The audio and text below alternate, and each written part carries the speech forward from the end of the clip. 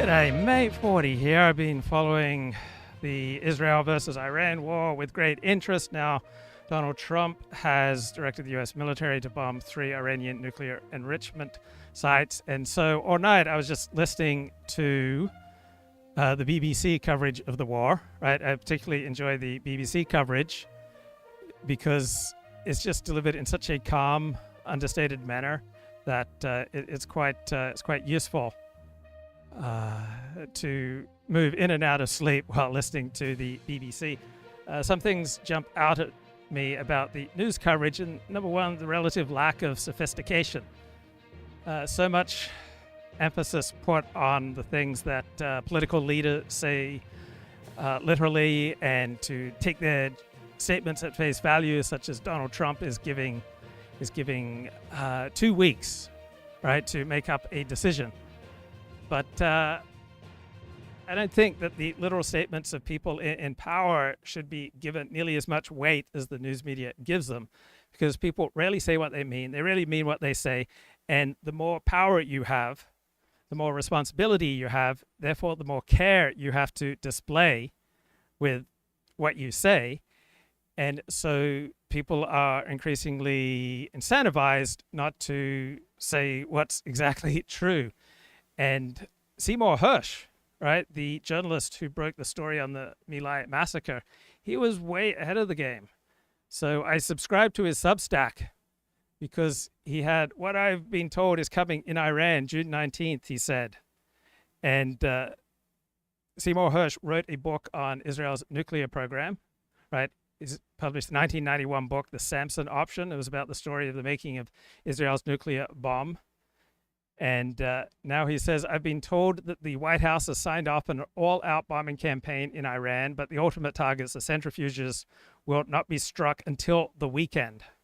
And Trump insists on striking on the weekend because he wants the shock of the bombing to be diminished as much as possible by the opening of Wall Street trading on Monday.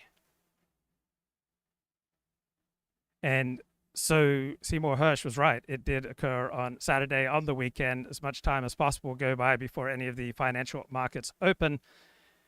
Now, will this be the beginning of an all-out campaign of the United States versus Iran? Donald Trump says no, but you would think that Iran, to save face, would have to attack American bases, and therefore that will create incentives for the United States to start bombing other parts of Iran. And let's get some analysis here from a couple of days ago. This is John Mearsheimer, Alexander Mercouris, Glenn Diesen. This is before America joined the war. I'll take a quick stab at it. I think, first of all, we have to establish what the Israeli goals are. And then we have to ask ourselves whether or not we think they can achieve those goals. And I think there are 3 possible goals, and they're somewhat overlapping, that the Israelis have in this operation. The first is to eliminate once and for all Iran's ability to enrich uranium and, I would argue, reprocess plutonium as well. In other words, take away Iran's ability to ever acquire nuclear weapons. I think that's the first goal. The second goal is regime change. And the idea here is that if you get a new regime, you get rid of the Ayatollah and his lieutenants, that the new regime will be much more accommodating, I would argue, Israel and the United States. And then the third goal is surrender. You want to remember that Donald Trump recently said that what we need here is unconditional surrender. In other words, the Iranians completely give up. And if they do that, of course, it solves the first 2 problems, which is the nuclear problem and the regime change problem. So I think those are the 3 possible goals. And I think the first 2 are really sort of the key. Now, you have to ask yourself, and I'm sure we're going to talk a lot about this, whether the Israelis can achieve those goals. To put it in my favorite rhetoric, do they have a theory of victory here? And I think the answer is no. And Glenn and I were talking before the show started, and I think we both basically agreed that the Israelis jumped off a cliff here, which is another way of saying they don't have a theory of victory. And I'll just briefly say, I don't think they're going to be able to eliminate, even with help from us, the enrichment capability that now exists. And if they do, the Iranians will just rebuild it. And with regard to regime change, I find it hard to believe that they're going to get regime change. They may be somewhat effective in terms of decapitating the leadership, but that will be replaced. And furthermore, even if Thomas Jefferson comes back from the dead and takes over in Iran, Thomas Jefferson is going to want nuclear weapons, probably more so than the Ayatollah. And with regard to total surrender or unconditional surrender, it's hard to believe that anybody would even make that argument. Doesn't Donald Trump remember that there was this conflict called the Iran-Iraq War that lasted 8 years?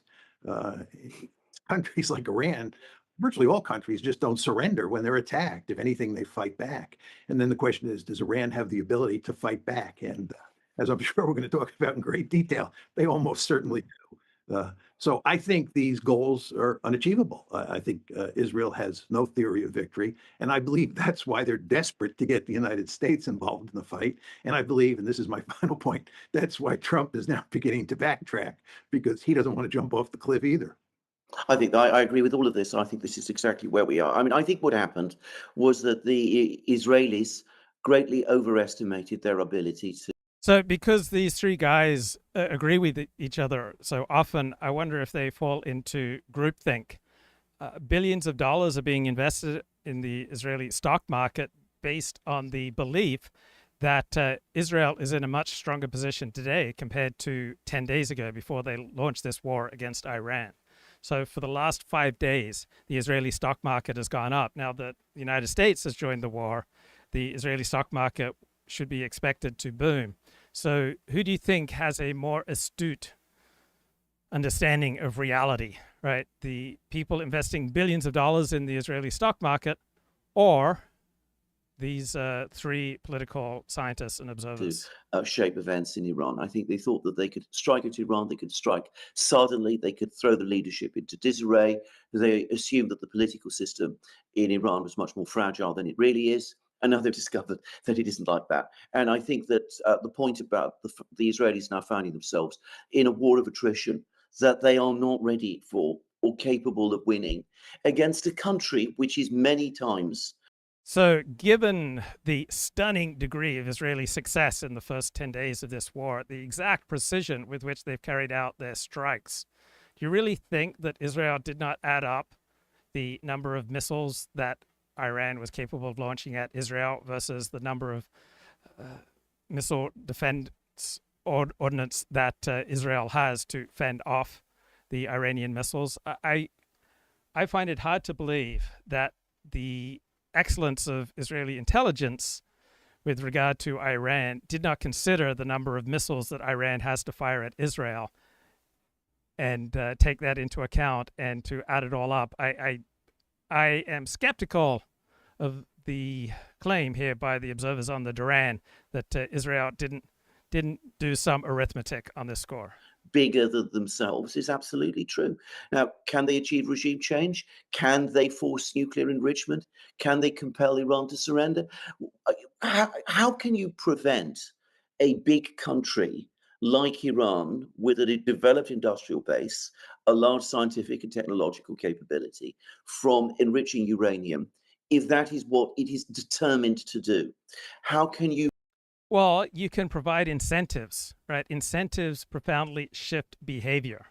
So Iran, if you add up opportunity costs, has invested about $5 trillion in its nuclear program, which is being completely destroyed. Would that, on retrospect, appear to be a good investment? Is there good reason for Iran to keep making that level of investment going forward? Or have the incentives shifted? You force a political change upon Iran if you're a much smaller country than Iran itself is. And what does surrender exactly mean in this context? I mean, what exactly is Iran supposed to surrender? What is that form of surrender going to be? Is it like what happened in Germany and Japan in 1945? Are they going to capitulate entirely, allow the United States and Israel to occupy their countries, reshape their political systems, do those things? I don't think any of that is achievable, certainly not by Israel, by itself. So I think that the Israelis do find themselves in a war of attrition.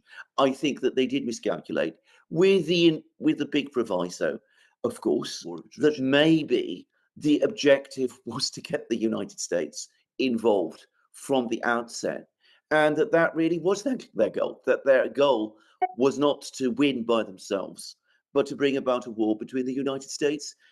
So if the Israel-Iran war is now a war of attrition, who is better suited to last? The three blokes on the Duran think it's obviously Iran, because Iran is a much bigger country.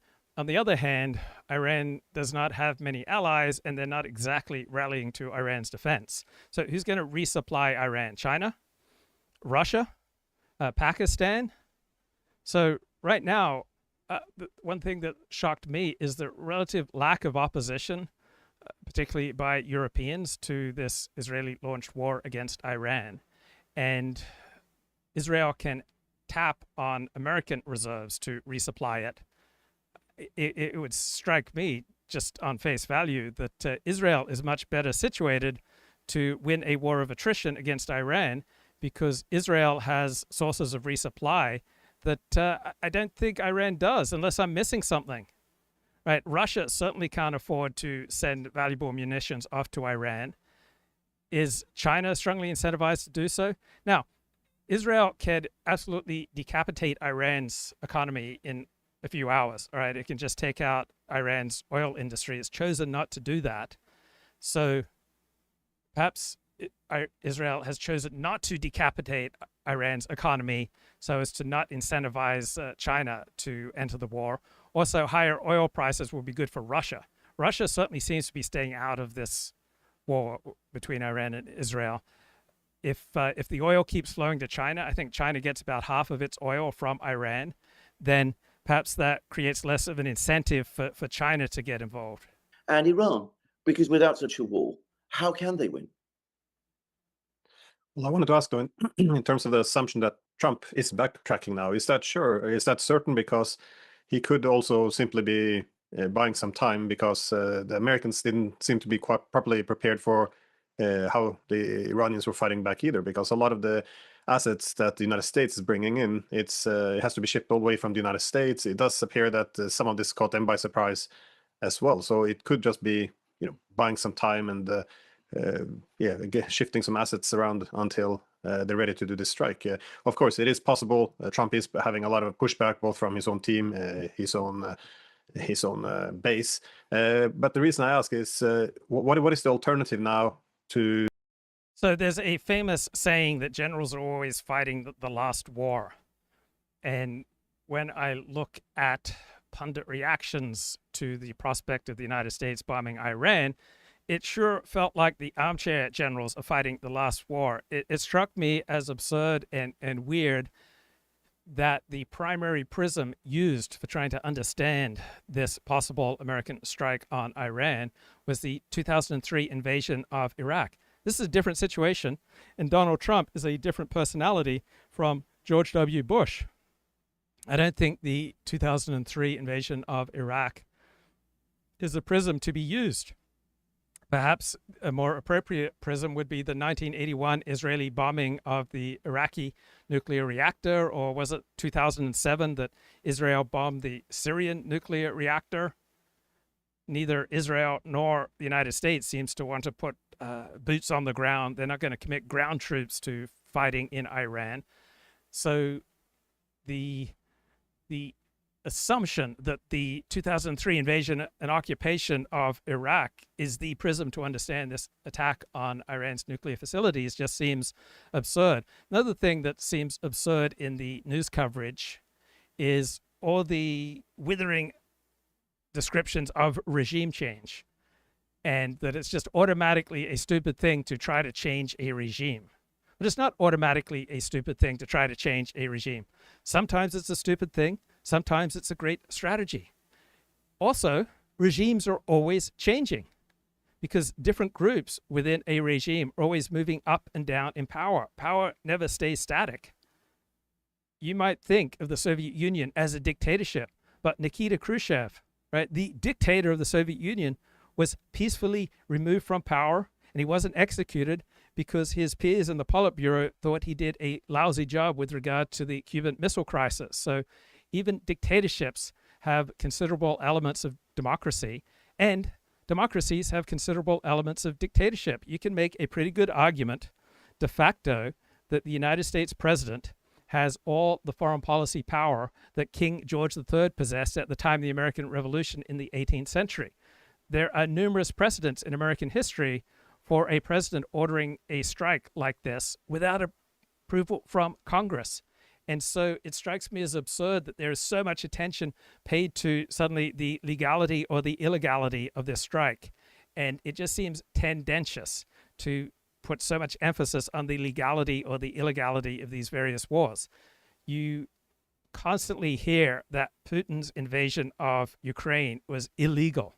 Well, when it comes to vital national security interests, right, legality really doesn't figure into it very much, right? The Monroe Doctrine is not exactly legal, but it is de facto the reality of the world. The United States is not going to permit outside powers to threaten them in the Americas. And Russia and China have their own Monroe Doctrine.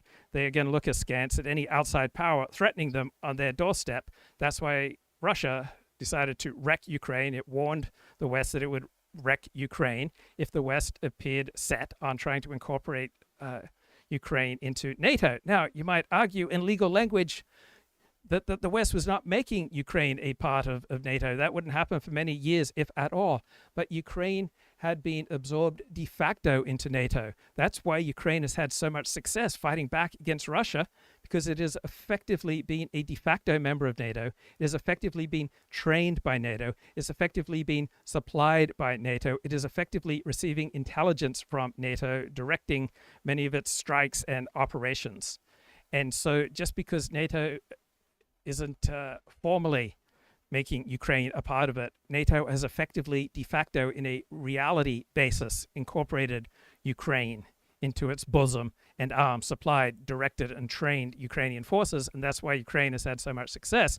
Russia has struggled against Ukraine because it's not Russia versus Ukraine. It's in large part Russia versus NATO. And the legality of whether or not Ukraine is a part of Russia, a part of NATO, is not nearly as important as the facts on the ground. And the facts on the ground is that Ukraine is effectively fighting in large part as a part of NATO, directed, trained, supplied by NATO. Now, you hear Russia and Putin castigated for mounting an illegal war against Ukraine, but you almost never hear description of this Israeli-launched war on Iran as illegal. But you can make just as good a case that Israel's war on Iran and now America's bombing of Iran, you can make just as good a case that these wars are illegal as Putin's war is illegal against Ukraine. The legality of these wars simply doesn't matter much. Now, when you have an argument that doesn't carry much weight, why is Iran constantly invoking that this American attack is illegal, that it violates international law? Because if Iran had a stronger case to make, it would make it. That Iran is resorting to the argument that Israel and America's attacks on it are illegal under international law shows the weak position of Iran.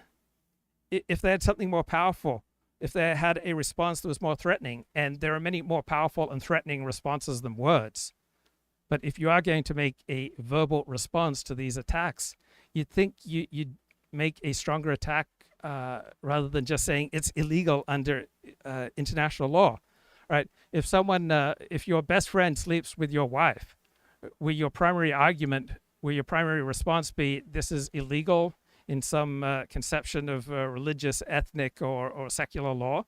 If a bad driver broadsides your car, will you get out of your car if you're able and then cite the California vehicle code that the other driver broke when he hit your car? No, this is not an instinctive, normal, natural human response.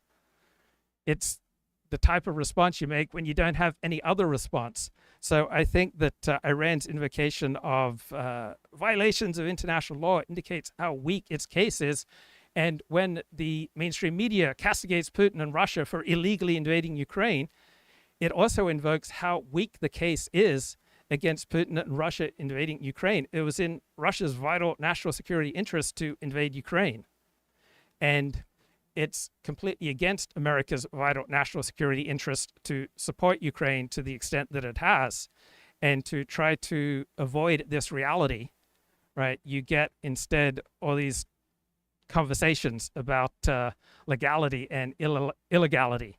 But what really matters here is not the legality or the illegality of this war. Well, I guess looking to defeat Iran, is it possible for Israel to sign a peace with Iran? And because at this point it would be a very humiliating loss for the Israelis. The whole myth of Israeli invincibility, the Iron Dome, their ability to impose their will and never to make a compromise. This has been really shattered. If they walk away from this, Iran would be more powerful than when they went into this war. And it's not unlikely that they would, as John suggested, that they would pursue a nuclear weapon.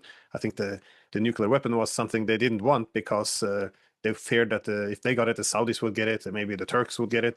It would just lead to a lot of proliferation in which their own security would be diminished. But now, after this attack, this determination to destroy them, they might change their mind. So I guess my question is, to what extent is it possible for Israel to actually accept peace now, even if victory is not a possibility? Well, I think they're between a rock and a hard place. I mean, I think your logic, Glenn, about the position that they're in is correct. It's almost impossible to imagine them accepting defeat. But at the same time, it's impossible to imagine how they win this war. This is why they effectively jumped off a cliff. Just to talk a bit more about, about that, it's very important to understand that Iranian ballistic missiles are pounding Tel Aviv and Haifa. And Israel is running out of missiles to defend those. It strikes me that many people have such a strong ideological response to this war that it is blinding them to the reality. It strikes me that the reality is that Israel has been overwhelmingly successful with this war so far, and that Iran has been overwhelmingly losing. I do not have a strong ideological response to this war. I don't support and I do not oppose Israel's launching of a war against Iran, was it 10 days ago? And I don't support and I don't oppose President Trump's decision to bomb 3 Iranian nuclear facilities. And so, because I don't have a position, it leaves me a little freer to see reality. Because when we have an ideology, when we have a strong opinion, that is always accompanied by a strong increase in bodily tension. You can't think a thought and you can't have an opinion without increasing the amount of body tension you feel. And the more body tension you have, the more you will be blinkered and blinded to reality. And I don't want to be in that position. There's a great insight from part of the Alexander technique that all beliefs are just unnecessary muscular tension. Because you will notice the more relaxed you are, right? The less muscular tension you have, the less intensity there will be to your beliefs. The chat says this is a clash of civilizations. I don't believe it is. It's primarily a clash of different groups with different interests. I don't find clash of civilizations a useful way to understand the world. This is about the concrete interests of concrete people in concrete geographic locations. It's like one tribe going to war against another tribe. I don't believe that this war is primarily ideological or civilizational. And so I don't think Samuel Huntington's book, The Clash of Civilizations, is a particularly useful framework. Cities. And there's no sign that Iran can't continue this war over the long term. And then when you begin to look at the economic consequences of this for Israel, they're disastrous. I mean, there are all sorts of stories in the newspaper to that effect. So why has the Israeli stock market been steadily going up throughout this war? And why is the Israeli stock market now expected to boom? So either the people with real money on the line, billions of dollars on the line, either they are seeing reality more clearly or John Mearsheimer is seeing reality more clearly.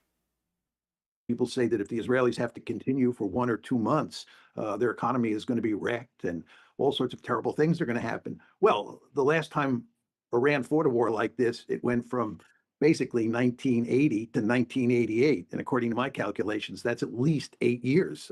I mean, if this war goes on for even 1 year, what shape is Israel going to be in? I don't think they can fight a war like this because they're being pounded. Then there's the whole question of what the Israelis are doing. So this just strikes me as incredibly tendentious analysis. Israel is being pounded, but it's not being pounded nearly as effectively as Iran is being pounded, right? Iran is launching missiles that destroy Israeli buildings and injure and kill some Israeli civilians, but accomplish nothing strategically. Israel's assaults are targeted and highly strategically effective. So Mearsheimer's analysis here doesn't hold up to me. Going to Iran. You know, I'm not sure the Israelis are doing anywhere near as much damage as a lot of people argue. There's all this talk that the Israelis have taken out the Iranian air defenses. I'm not sure about that. I think the Israelis are mainly using standoff weapons and drones. I don't think they've knocked out the Iranian air defenses. Okay, this strikes me as one of the weakest points that John Mearsheimer makes. Not one Israeli plane, to the best of our knowledge, has been downed by these Iranian air defenses.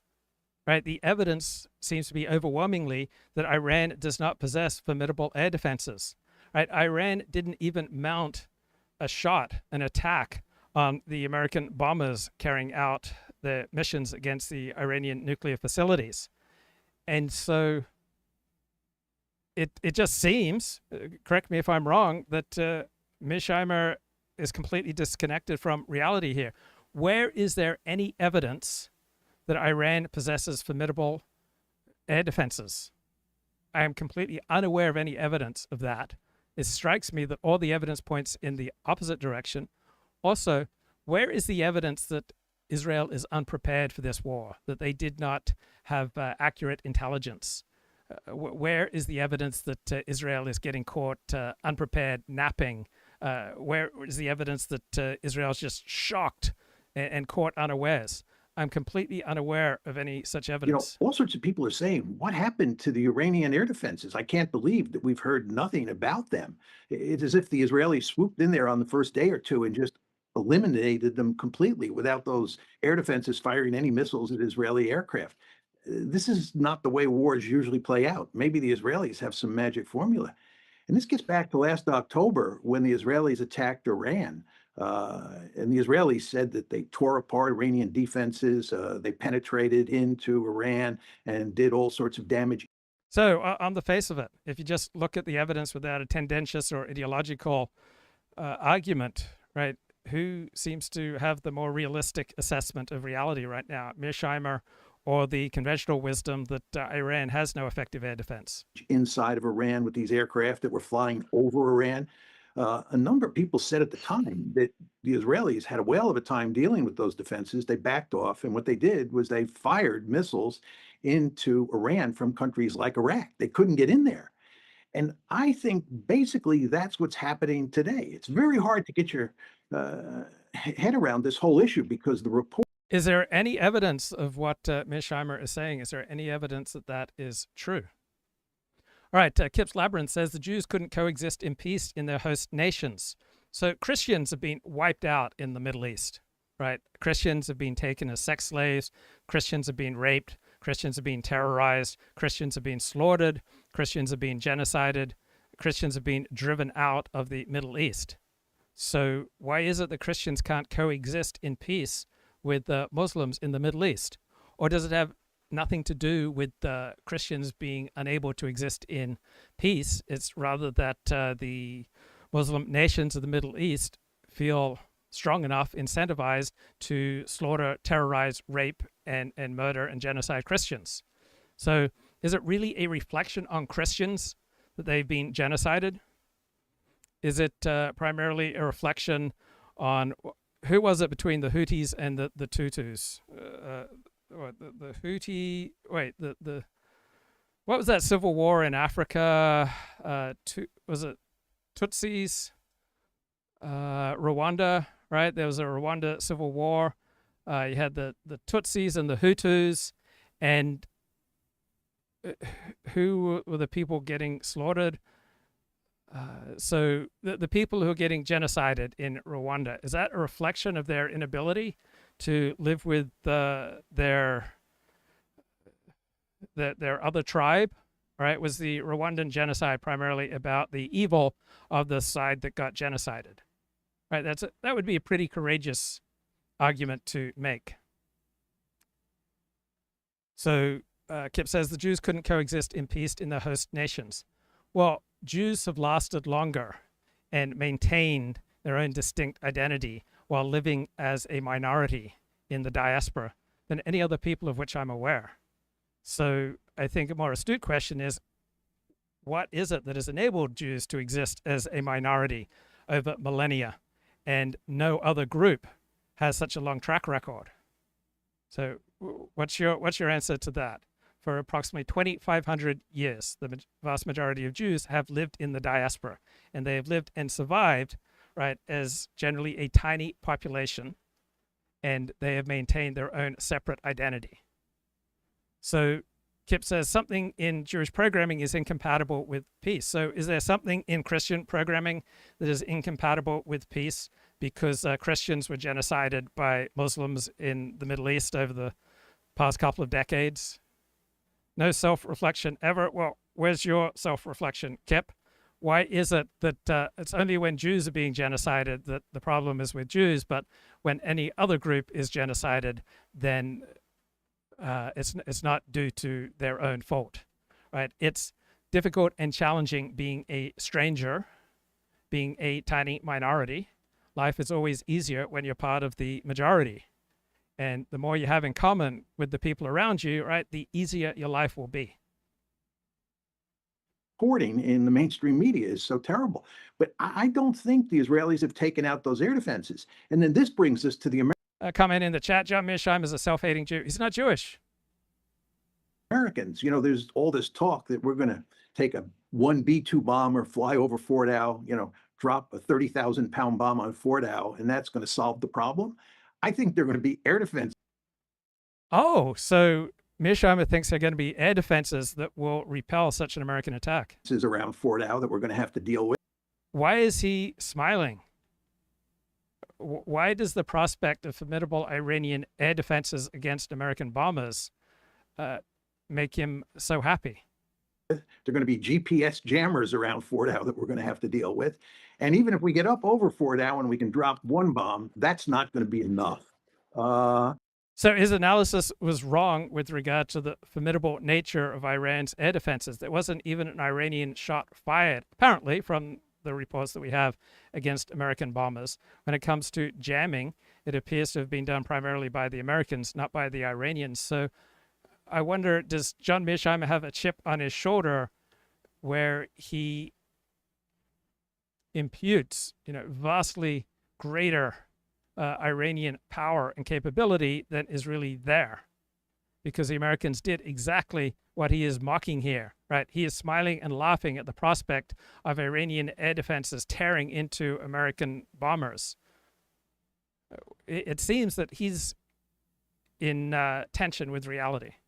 And I think the possibility that we can wreck Fort Eyal is questionable at best.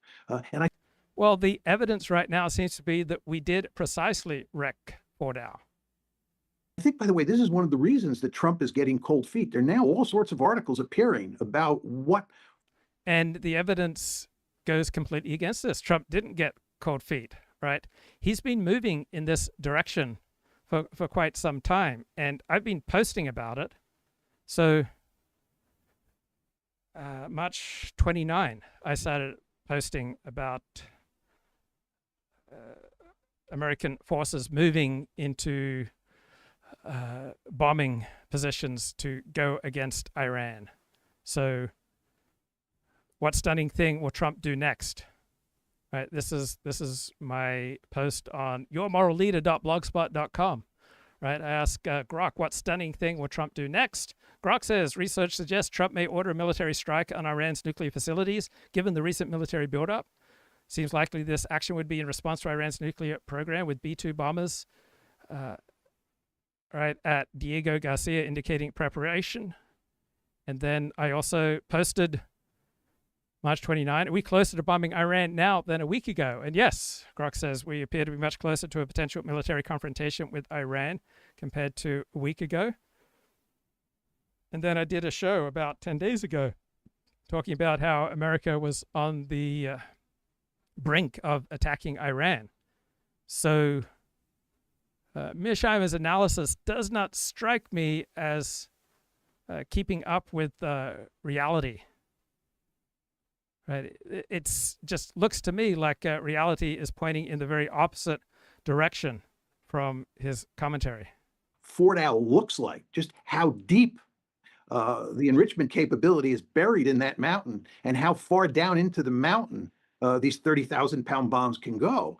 And it doesn't look like we have the capability with these 30,000-pound bombs to get down far enough into the mountain to destroy the enrichment capability.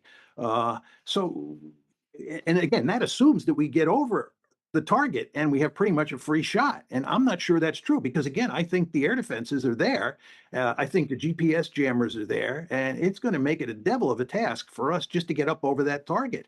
And then as I'm saying, even if we're over the target, I don't think we're going to be able to take out the enrichment capability. And then to take it a step further. Right. Isn't all the evidence pointing in the very opposite direction of what Mearsheimer is saying here? Even if we do take out the enrichment capability, even if I'm wrong, they can easily rebuild it because they have so much nuclear know-how and so much experience. Is it that easy for Iran to rebuild? Also, haven't incentives been created that might perhaps both militate towards Iran trying to rebuild and against Iran trying to rebuild, right? Iran invested in opportunity cost, including opportunity cost, about $5 trillion in its nuclear program that has been destroyed. Perhaps it will think about investing in a different direction. With building, enrichment capabilities and so forth and so on, that it doesn't matter over the long term. At most, you can buy yourself a year or so. So if you look at this, if you look at what's happening to Israel, the pounding that it's taking, and by the way, it is taking a pounding, right? The Israeli censors are going to great lengths to make sure the mainstream media does not report on what's happening inside Israel. They do. So Israeli censorship with regard to the pounding that is taken from Iran, is it really any different than any other country at war and its censorship, right? I'm not aware of a greater degree of Israeli censorship compared to what a normal nation would undertake in this circumstance.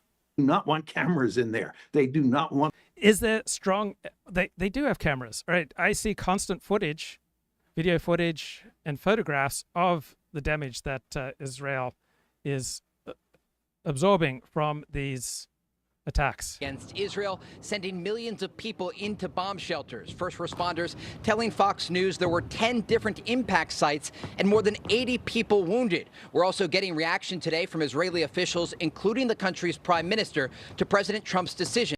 Now, of those 80 people wounded, 2 were wounded moderately and all the rest were wounded lightly. Wounded includes people who just go to the hospital because they're feeling anxious due to the attack.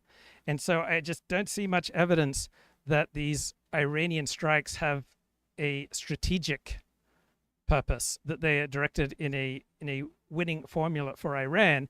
They just seem to be quite loosey-goosey. All right, let's bring Michael back to the show. What's going on, man?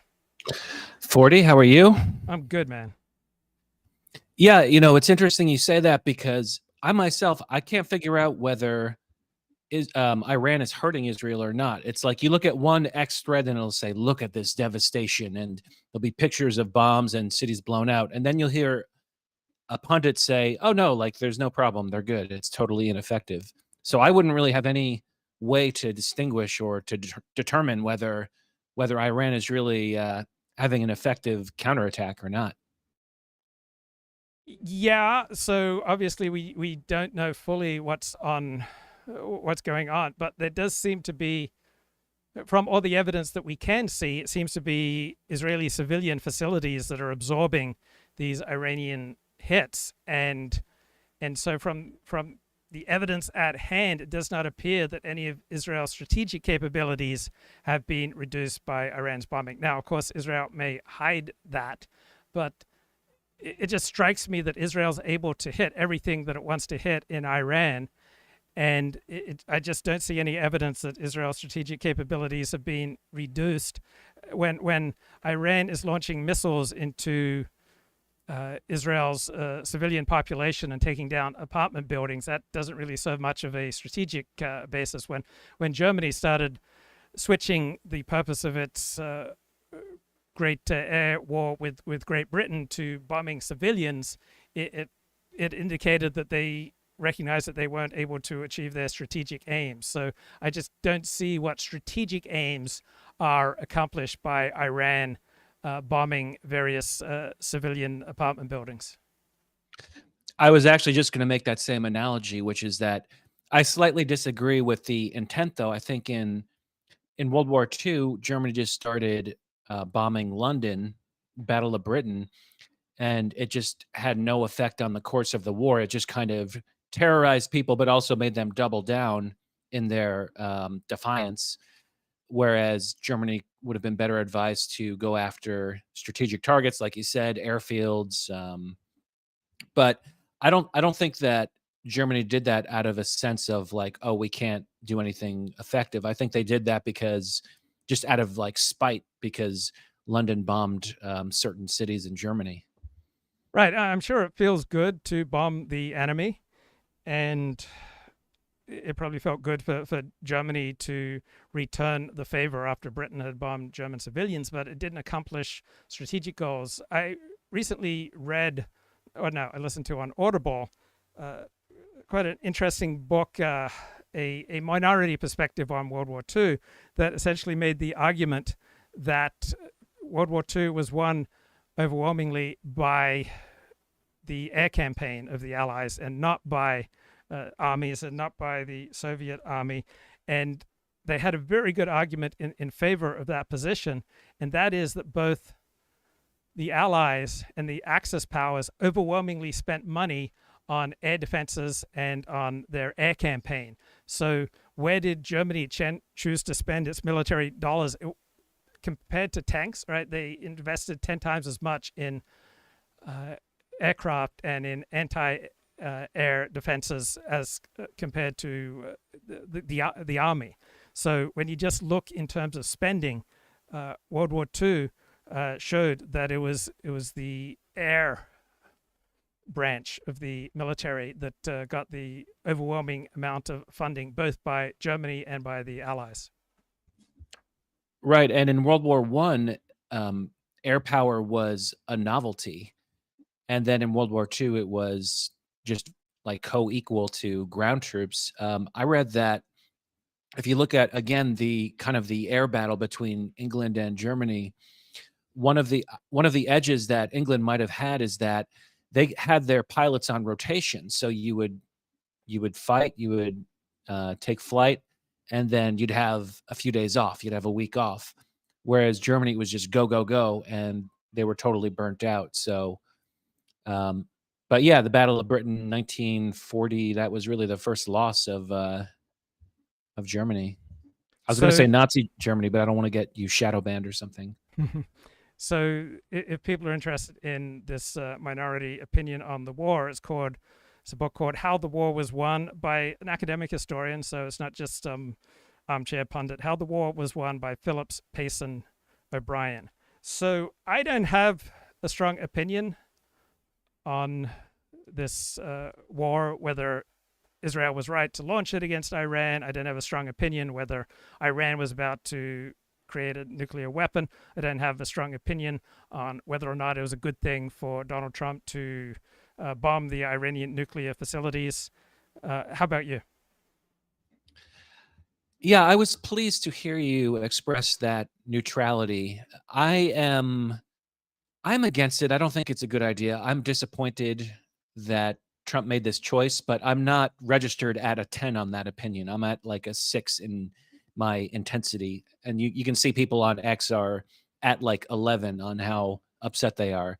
I feel like it was probably not a good choice. I think he was maybe talked into it, persuaded into it. But I'm also open to the idea that maybe this works out and there's no problem, there's no fallout. So I'm a little bit more on one side or the other than you, but I certainly respect your kind of objective, neutral stance on it. So one way that I react to the news is that I notice that which is phony or false, right? That just rings a discordant note. And one of the discordant notes that I constantly hear invoked, particularly by the anti-interventionist crowd, is that they are overwhelmingly looking at this particular war through the prism of the 2003 Iraqi invasion. And I'm not at all sure that that is the best prism through which to understand and to judge Donald Trump's decision to bomb these 3 Iranian nuclear reactors. It may be that a better prism is Israel's attack and disabling of the Iraqi nuclear plant in 1981, or Israel's attack on the Syrian nuclear reactor in 2007. It certainly doesn't strike me that this is anything akin to the 2003 invasion and regime change operation against Iraq in 2003, nor does it strike me that this is anywhere akin to Munich 1938. There's a famous saying, generals are always fighting the last war, and it just strikes me that the armchair generals opining on this conflict are overwhelmingly stuck in the prism of 2003 Iraq invasion. And that 2003 Iraq invasion was obviously a catastrophe and a terrible decision. Mearsheimer notes that the American choice to aid Ukraine in its battle with Russia is 10 times the debacle that the 2003 Iraq invasion was. But do you also notice that it's just taken for granted, particularly by those opposed to Trump's bombing of Iranian nuclear facilities, that the prism through which to understand this is the 2003 Iraq invasion, and that strikes me as shallow? Yes, it can be shallow, but you can see why people would say that. I mean, there's almost literally the same rationalization. It's literally right next door to Iraq. Some of the same exact figures are involved, such as Netanyahu. But I've kind of been following more the drama of the MAGA drama. And when Steve Bannon went to go have lunch with President Trump on Thursday at the White House, I thought, oh, cool. Like Steve Bannon's going to talk some sense into Trump and talk him down off a ledge. But instead, apparently what happened is that the selling went in the other direction. Like Trump already had his mind made up. Bannon went to go have lunch with him. And I think what really happened was that Trump convinced Bannon that this is going to be the way to go and maybe to have his support in some measure. This reminds me of when Donald Trump launched missiles against Syria, I think in 2017, because of some evidence that Syria had used chemical weapons. And there was just this vast uprising by the alt-right and the alt-light saying, this isn't what we voted for. And I understood the bombing as purely symbolic, that we apparently announced it in advance to Russia so that their personnel wouldn't get hit. We bombed a few airfields. It didn't really mean that much. But one thing that I notice by those who are outraged by Trump's decision to bomb Iran, and by those MAGA types who are outraged by Trump's decision to invade Syria, is the pulse of self-importance just pushing through their system, that they want to demonstrate so badly that they are independent thinkers, that they are courageous, that they are strong, that they are willing to speak truth to power. And there is just a reflex often among a certain type of relatively psychologically fragile and insecure devotee is how quickly they go from devotee to your bitterest enemy. And I've often experienced that. People who I had this strong bond with, and yet I would disappoint them one time. So I didn't show up for something that we tentatively discussed getting together on, and then this person just switched from friend to enemy. And so the psychology of those who are most passionately opposed to Donald Trump bombing Iran just reminds me of the self-aggrandizing nature of those who are just so eager to castigate Donald Trump for sending a few harmless missiles into Syria in 2017. Oh yeah, I remember that exactly. And I think part of it is just a self-importance, as you say. It's an ego. The self-importance is that you are under the delusion that Donald Trump is listening to you and your podcast or he's listening to you and your tweets. So that's delusional.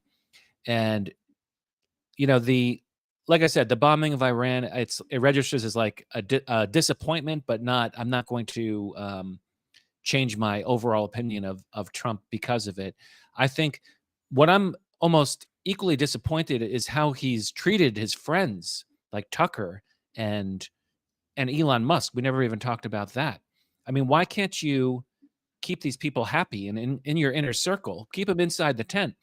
If Elon Musk wanted to stay in the White House, give him a job. It's Elon Musk. If he wanted this guy in NASA. So I'm disappointed with Trump's interpersonal problems and how I think there's been a lot of hubris in the way that he's acted. And as it relates to the Iran conflict, it's like Caroline Levitt said, you need to just trust in what President Trump does. I mean, it's like, come on. Yeah, I trust President Trump, but if he's doing something nonsensical, I'm not going to just implicitly trust him. So I've been disappointed in the way that he's handling it, but not quite to the extent that some of the people that you're referring to. Well, it struck me in the Elon Trump blow up that it was primarily Elon that was the reactive partner. And I think evidence shows that in that Elon chose to delete many of his tweets and to essentially apologize for some of the more outrageous things. When Elon immediately went to DEFCON 5 and said, Donald Trump is in the Epstein files as a reaction to Donald Trump, it just showed me extreme reactivity on the part of Elon. Elon's the one who's a big drug user, not Donald Trump. Donald Trump does not drink and Donald Trump does not drug. Also, it struck me that Tucker Carlson was the drama queen by castigating Donald Trump for even considering bombing Iran, and then apparently Tucker calling Trump and apologizing for some of his more over-the-top rhetoric. So with regard to Tucker and Elon, it strikes me that the parties that were most reactive were Elon and Tucker, not Trump. Trump didn't start out criticizing them. It was Tucker and Elon who just went over the top in their denunciations. And then it was they looked silly and they ended up deleting and climbing down from their more hyperbolic positions. What do you think? Everyone looks silly, and it escalated similar to the way this conflict in Iran is escalating. But let's look at the timeline. Okay, Elon Musk was against the big beautiful bill. That was a little bit edgy, and that was a little bit maybe confrontational, but it was not personal. And then I think when Trump said that Musk is against the big beautiful bill because it eliminates the tax credits for green energy that would affect Tesla, I think that was when it became personal. So in my opinion, I think Trump kind of made the first shot across the bow at Elon Musk. And also, again, like, why not just keep, I think Musk was also, according to Trump, he was upset that he was kind of being ousted from the cabinet and the White House. I mean, technically, I guess he was not in the cabinet, but why not just keep him on? Why would you alienate Elon Musk? I kind of trust Elon Musk more than I do almost everybody else in the White House, except for maybe like Stephen Miller or maybe JD Vance. But even with all the drugs that Elon is on, even with his very strong history of instability compared to a Donald Trump who is sober, he doesn't drink, he doesn't drug. Elon Musk drugs, and often to a reckless amount. And Elon had to be aware of many of the details of the big beautiful bill, and he only spoke out against it when essentially he decided to turn against Trump. So it doesn't strike me as coherent that Elon turned against Trump due to the big beautiful bill. It strikes me as much more coherent that Elon turned against Trump and then invoked the big beautiful bill as an excuse. Elon had to know many of the details of the big beautiful bill when he was very close to Trump, and it struck me that Trump did everything he could to give Elon a gracious send-off. Yeah. Go ahead. Can you hear me? Yeah, I lost my camera, so I'll probably. That's okay. We'll be brave and soldier on. I'll wrap it up. Yeah, it's a tough case, but look, when you put it on top of Trump fell out with Steve Bannon and said something very nasty about him in the first term, then Trump said something he alienated, at any rate, Elon Musk. And then he said something nasty about Tucker Carlson. It's like, hey, man, you can't fight against everybody. So he doesn't understand that his fans and supporters also have an emotional connection to these other high profile people, such as Musk, Bannon. And so that's my final thought. Thanks for having me on, 40. Okay, thanks, bro. And in one of the Michael Wolff books, he mentions that there is one person on the right who has a more loyal fan base than Donald Trump, and that is Tucker Carlson. But Tucker and Elon strike me as much more hyperbolic and dramatic compared to Trump, right? Trump is the one who doesn't drink or drug. Elon is all over the place. Tucker used to be a more serious man, right? He's chosen to go down market in pursuit of his audience and follow the path of just many ridiculous conspiracy theories. As someone who appreciates and respects much of what Tucker says, there's just so much nonsense and hyperbolic, dramatic, queenie presentation from both Elon and Tucker that I find it embarrassing to say positive things about them, considering how much stupidity they choose to make public. The mainstream media in the West telling people what is happening to Israel for good reason. It's getting pounded. And these air defenses, these vaunted air defenses that the Israelis have are really not so vaunted. We could go into that in some detail. Air defenses against ballistic missiles are never very effective. I can tell you from my experience in the Air Force about that issue. So the Israelis are getting pounded. They're not prepared for a long war with. So why is the Israeli stock market steadily going up during each day of this conflict?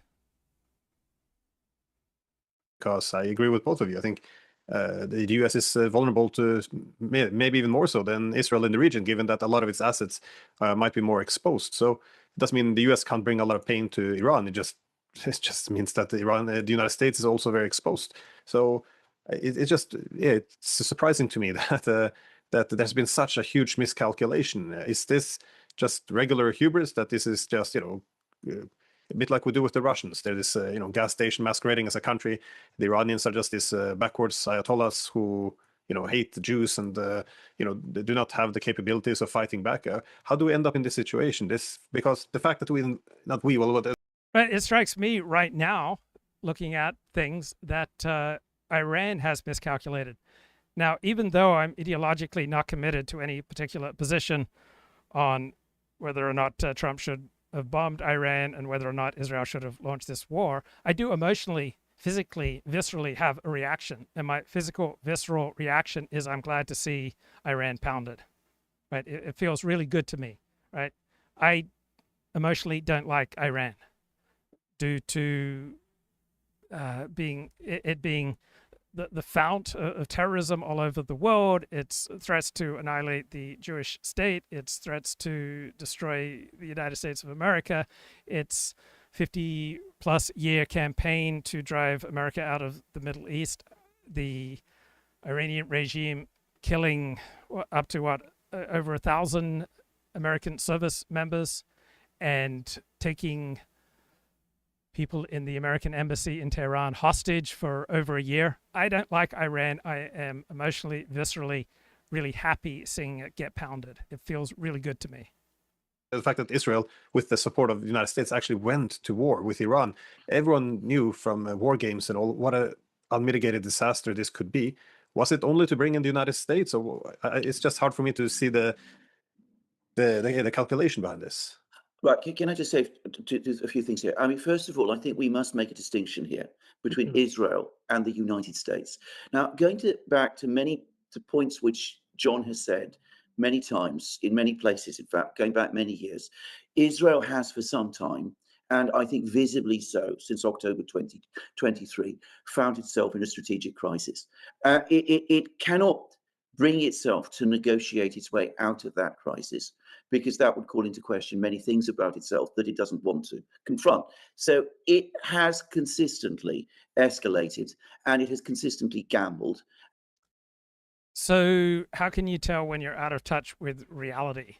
You tell when you get humiliated. And so who has been humiliated in this war? Is it primarily Israel or is it primarily Iran?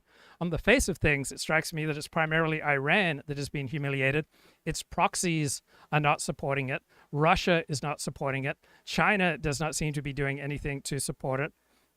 I don't see any evidence that Israel has been caught unprepared for this conflict. I see abundant evidence that everything that these guys are saying about Israel is actually far more accurately a descriptor of what's going on for Iran. You know you're out of reality when you get humiliated, right? It just strikes me that it's Iran who's been humiliated. Their top nuclear scientists have been assassinated. Their top military leaders have been assassinated. Their top military arsenals have been wiped out. Israel has complete command of the air and pretty much has had that from the first day onward. Israel could wipe out the Iranian economy in a couple of hours and is simply choosing not to do so. And it has been doing so on an ever more extreme and, frankly, appalling way for some years now, but especially since October 2023.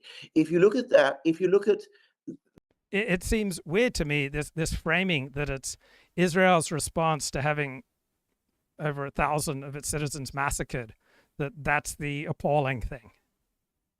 This latest attack.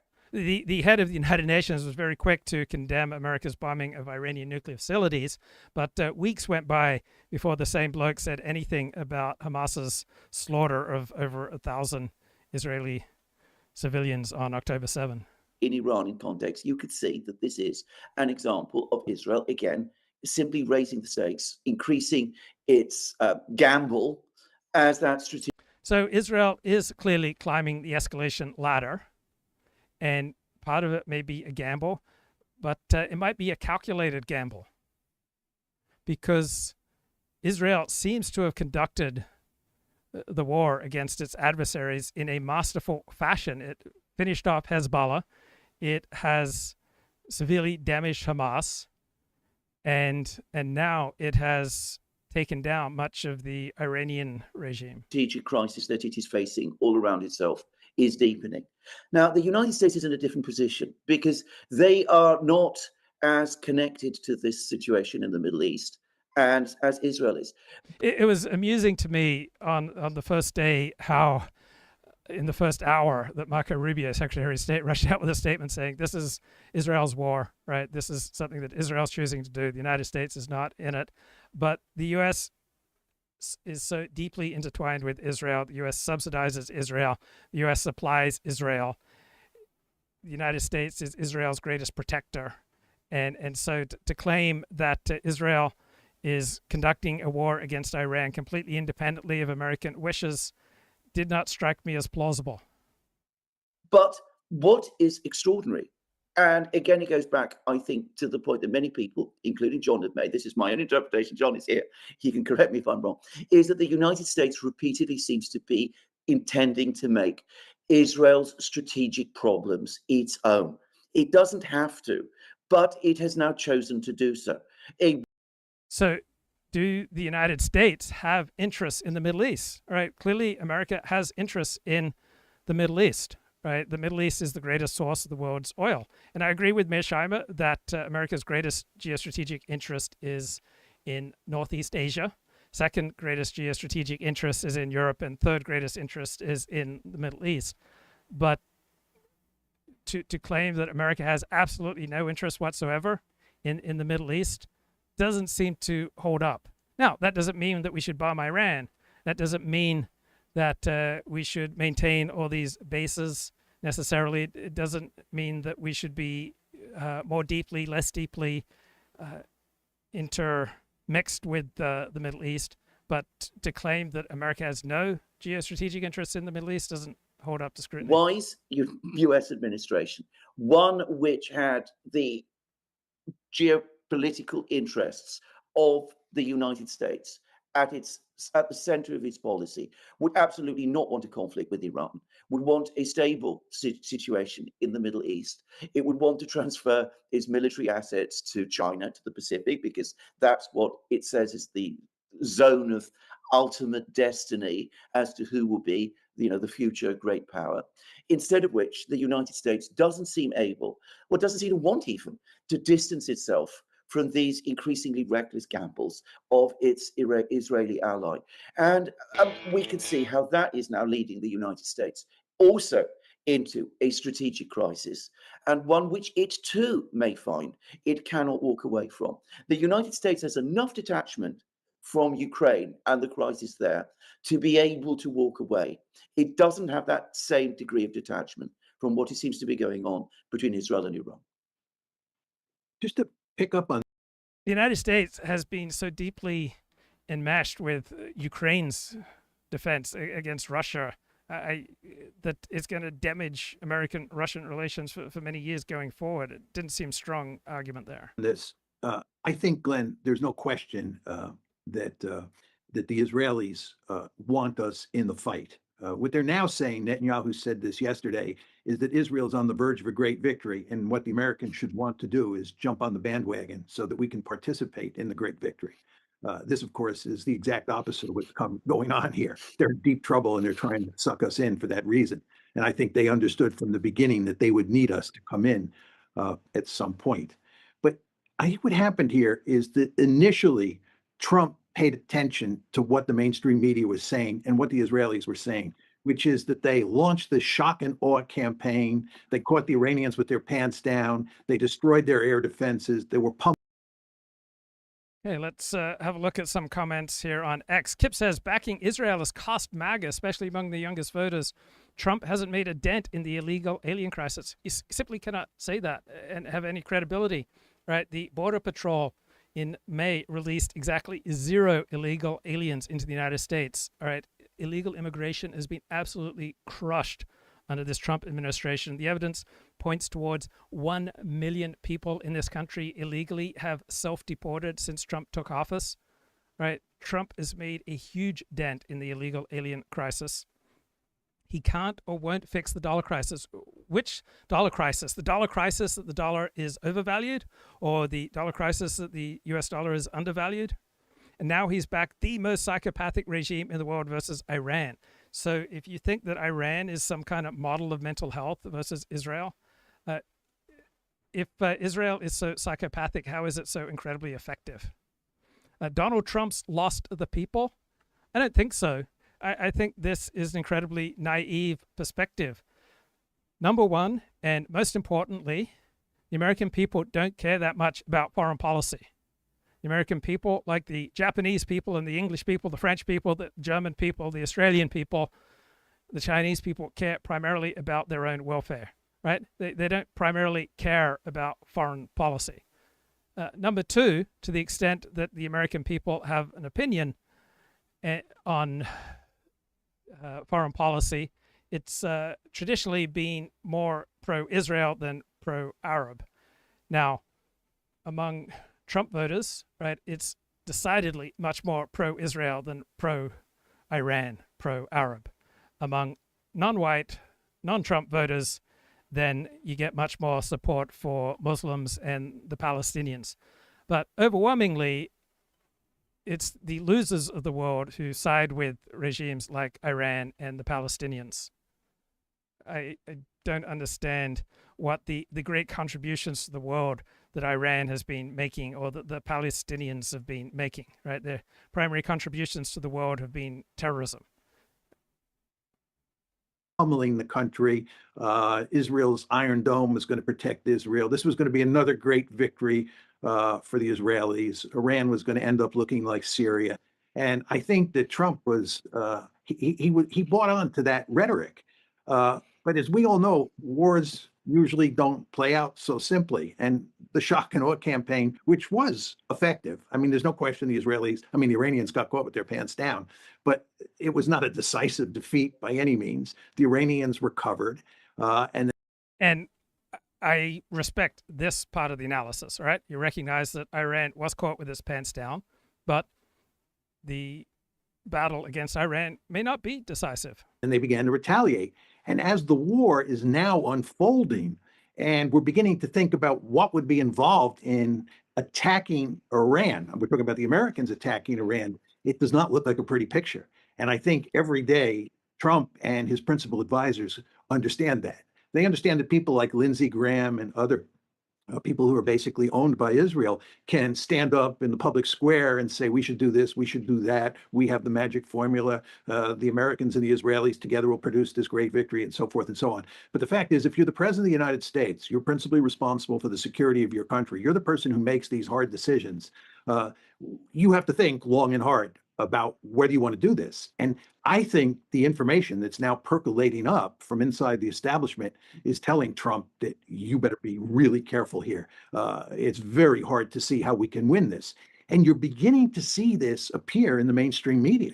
Even the Wall Street Journal, which is basically, the main propaganda arm of the Israeli government in the United States, is running articles talking about the problems that Israel is having, the fact that it's running out of air defense missiles, the fact that its economy is in deep trouble if this war goes on. And the Wall Street Journal is even beginning to talk about the damage that's being done inside Israel. And of course, you see this in newspapers like The Guardian, the New York Times as well. So the world's media has much more access to what's going on in Israel than what's going on in Iran. So Mearsheimer highlights Israeli censorship, but Israeli censorship is quite muted in response to Iranian censorship. So because Israel is a much more open state than Iran, journalists are going to have access to much more of what's going on, and they're going to have a great ability to report on Israel's vulnerabilities. They're not going to have that same access in Iran. So just because there are definitely problems that Israel faces, right? If you're a journalist, you're going to have much more ability to see, recognize, and report on those problems vis-a-vis Israel compared to Iran. Tells me that people are beginning to think long and hard about what American involvement means. Shock and awe is now in the rearview mirror. Shock and awe, looked good for a while, but we're beyond shock and awe.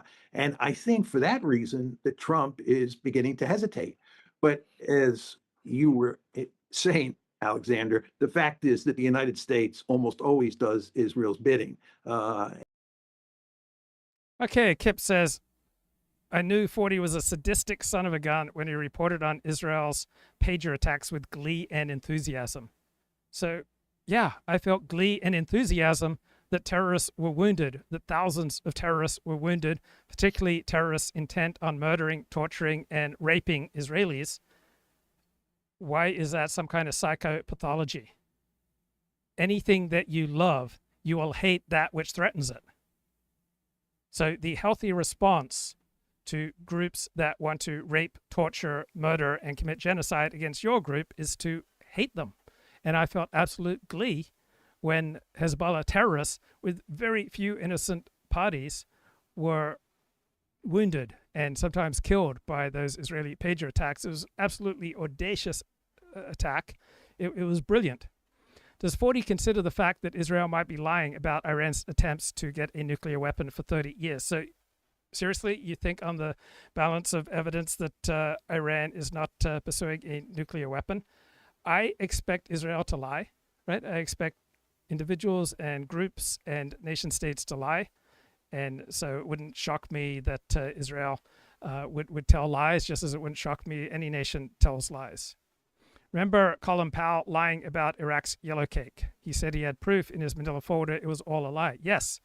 So American intelligence, right, made a very weak case that Iraq had weapons of mass destruction, but I'm not aware of anyone serious denying that Iran has been building a formidable nuclear program, right? Iran has spent in opportunity costs and other costs about $5 trillion to pursue its nuclear weapons program. And in response to that pursuit, it's been hit by crippling sanctions, not just by the United States, but all sorts of nations. So to me, the evidence is overwhelming that Iran has been embarked on the development of a nuclear program that other nations, particularly Iran's neighbors, have great fear about. It strikes me as quite a legitimate fear. And I think it's quite possible that the leader of Germany is correct when he says that Israel, by attacking Iran, has been doing the world's dirty work. Right? Seriously, you don't feel safer in the world today knowing that Iran's nuclear program appears gravely wounded, damaged, annihilated, compared to 10 days ago.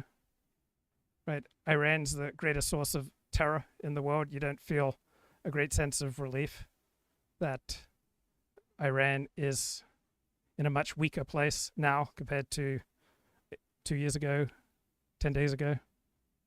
That it's important not just in the military aspect of this, but President Trump just told the world that our objective was to take out the Iranian. So this is retired Lieutenant Colonel Daniel Davis. Nuclear capabilities and prevent them from ever having a chance to get to a bomb. Our own intelligence, as it has for decades, said that there was no nuclear weapons program. So I think it's often inappropriate to talk about our intelligence, American intelligence, Israeli intelligence, as one unitary thing, right? Our intelligence consists of many different agencies and many different analysts, and I would expect that there is a whole panoply of opinions within our intelligence Program that the Ayatollah had not given one. And the IAEA, who was not shied back from accusing Iran of making cheating on their requirements and all that kind of stuff, and talked about being honest about where they're going beyond what they were supposed to, et cetera, also expressly said there is no nuclear weapons program and the Ayatollah has not made one. So it was corroborated by an independent source. Then what is the justification for the United States launching a military operation against a foreign power? You can't just go to war because you don't like them. You can't go to war because one of your friendly nations, Israel in this case, hates them. And so they didn't have the weapons to go after them. So Benjamin Netanyahu, who he just admitted a couple of days ago, talks to Trump nearly every day. And even though his director of national security, Tulsi Gabbard, said very clearly that there was no weapons program in March of this year, and even though she says she agrees with President Trump on his policy that you can't, they can never get a bomb, she still didn't go back from the statement that they don't have one now. She said, yeah, they could, it's a short window, but that's been for many, many years. That's not even news. We know that they've been to a position where they could go if they made a decision. So one thing that screams weak to me is that the primary opponents of Donald Trump's decision to bomb Iran are primarily arguing on the basis of process. He didn't follow the proper protocols. He didn't follow the proper process. This is unconstitutional. Right? People are only primarily making a legal argument against this deployment of weapons because they don't have stronger arguments. If they had stronger arguments, they would make them. If you have to resort to arguments of process, which this guy is doing, and the loudest voices against Donald Trump's decision, that's what they're primarily arguing about, process. But the American president has done this type of thing many, many times, right? President Ronald Reagan bombed Libya in 1986. Bill Clinton sent American armed forces into Africa, and something like, was it 1993? And then many of them got killed in what, there's a great movie about that came out in 2001. Right? This has happened many, many times. The president of the United States clearly de facto does have this power. And if you are primarily reduced to arguing against Donald Trump bombing these Iranian nuclear sites on the basis of process, it just screams to me that you know that you're losing the argument. If you had stronger arguments to make, you would make them. If your primary argument, oh, this is unconstitutional, he didn't follow the proper protocols, he didn't follow the proper process, it just strikes me as weak. Right? People use the arguments that they have. And if that's what you're reduced to, it overwhelmingly shows you don't have anything stronger, and it overwhelmingly shows that you don't know very much. Because the President of the United States effectively does have pretty much all the foreign powers of the King of Britain, King George III, in the late 18th century, at the time of the American War of Independence. So President George W. Bush says, I'm the commander. I do not need to explain. Right? I don't owe anyone an explanation. John Yoo is the author of the notorious torture memos. He argued that the American president enjoys the powers possessed by the English monarch at the time of the American Revolution with regard to foreign policy.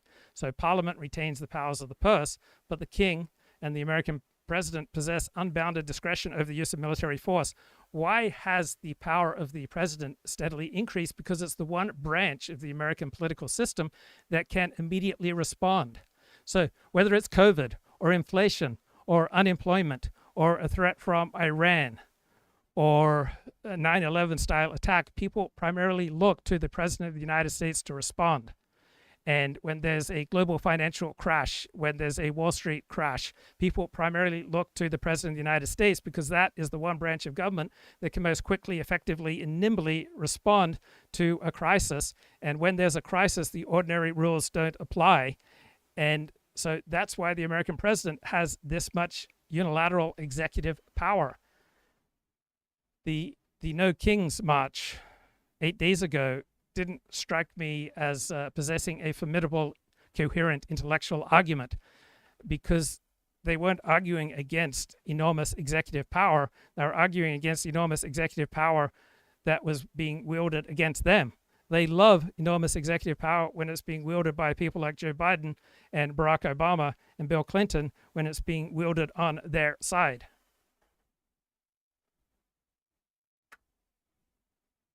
And these people trying to make the argument that the president of the United States, he just doesn't possess the power to bomb Iran. Well, clearly he does, because American presidents have done this frequently. So an American president can kill effectively any non-American citizen. Right? American presidents have enormous power with gathering intelligence, with engaging in covert operations, and with launching wars. Right? Presidents have far less unilateral power in domestic policy. So President George Bush lost political momentum precisely because he failed to act swiftly and deftly in the face of the domestic disaster, Hurricane Katrina. I'm reading from this 2010 essay by 2 Yale law professors on constitutional dictatorship. So every political regime has elements of democracy, elements of oligarchy, and elements of dictatorship. Right? Donald Trump lost momentum in 2020, and he lost the 2020 election because he failed to act swiftly and deftly in reaction to COVID. Now, in the state of California, every single county has a public health officer who has the unilateral power to shut down any business or any public gathering in the name of combating some public health emergency. And California led the way in engaging with COVID lockdowns because of the power that the executives and the public health officers have in these decisions. So all sorts of rights that you may take for granted, you don't realize they can just be taken away like that in the name of a putative emergency. The emergency doesn't even have to be real. But if you can invoke an emergency, you then simultaneously have the power to disregard normal protocols. And so in the face of an emergency, right, the sovereign rises to the fore and does what he sees fit to do. And unless there is effective opposition, right, the sovereign in the face of an emergency will effectively act like a monarch. But they hadn't made a decision. What that means is the ramifications are incredibly important, because that means that we just took an act of war. It remains to be seen what Iran's going to do. We'll point that out right now. But what we did. Do you think that this lieutenant colonel really knows much about the Constitution, how the American political system works?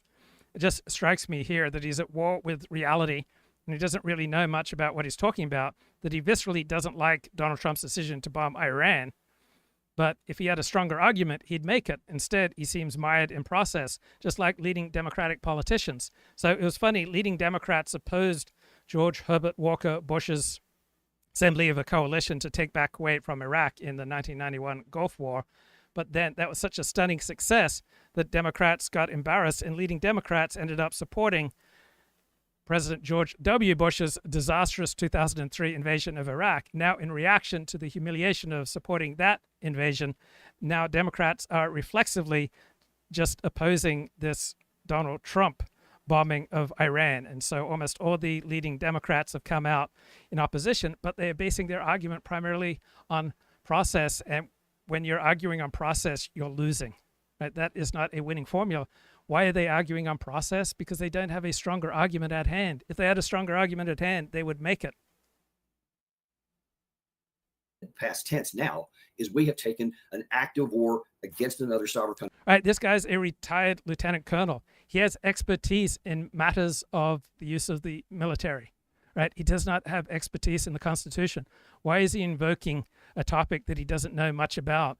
Because he doesn't apparently have much else to support his emotional instincts, all right? We have emotions, and then our brain kicks in to provide all sorts of elaborate justifications for our emotions. And he strikes me as having an emotional reaction against Donald Trump's decision, and then his brain is invoking all sorts of arguments that he really doesn't know much about. Country that violates the United States Constitution and it violates the 1973 War Powers Act. Point blank, categorical. I've already seen some of Trump's defenders who love this action and are really happy that he took it, and they're already dismissing, oh, it's not the 1973 War Powers Act doesn't apply. It does apply, because what they're trying to say is that because there is the Well, obviously, it doesn't apply in reality because this has been done time and time again. The American president simply unilaterally has this power. allegations that in the past, and I'm talking many years in the past, that Iran took actions that resulted in Americans getting killed, i.e. they helped the Iraqi insurgency in 2005, reportedly, then that means that triggers the war powers provisions that the commander-in-chief can then say, our people were attacked, so now we can go here. It doesn't work like that. Unless you want to make the argument that it does, in which case you're making the logical course for Vladimir Putin to go to war with the United States, because that is precisely what us and all of our NATO allies have been doing for 3.5 years. Don't think you want to make that argument there. So it's hilarious that the Democrats are all in on supporting Ukraine, right? They didn't make the argument then that the president of the United States had no basis getting us into a much more dangerous war with Russia. Russia is a far more formidable adversary than Iran. And so another reason that this argument doesn't hold up is when it's invoked by people who are all in board on enmeshing the United States in the Ukraine-Russia conflict, right? You can't be all on board with getting America, enmeshed in a war with Russia, right? But you have no interest then in invoking how Congress didn't support this war. But now you suddenly raise this objection to Donald Trump bombing of 3 nuclear facilities. But see, no one's really concerned about the argument. No one's actually concerned about the rule of law. They don't care. They just say, we wanted to do this. We have the power. You can't. So why isn't the rule of law people's number one concern? Because people's number one concern is reality, the effect of what's going on. So the rule of law is great, but the rule of law does not mean that every decision should be decided on the basis of legality, right? There's a whole realm of reality that is meta-legal, that is above and beyond the law, right? The law is just one narrative, right? The law is just one part of reality, right? Not every presidential decision should be subject to judicial review, right? We should not have rule by judges. The common understanding of rule of law, particularly by people on the left, that it means rule by judges who think like they do, right? There is a whole realm of reality outside of the rule of law.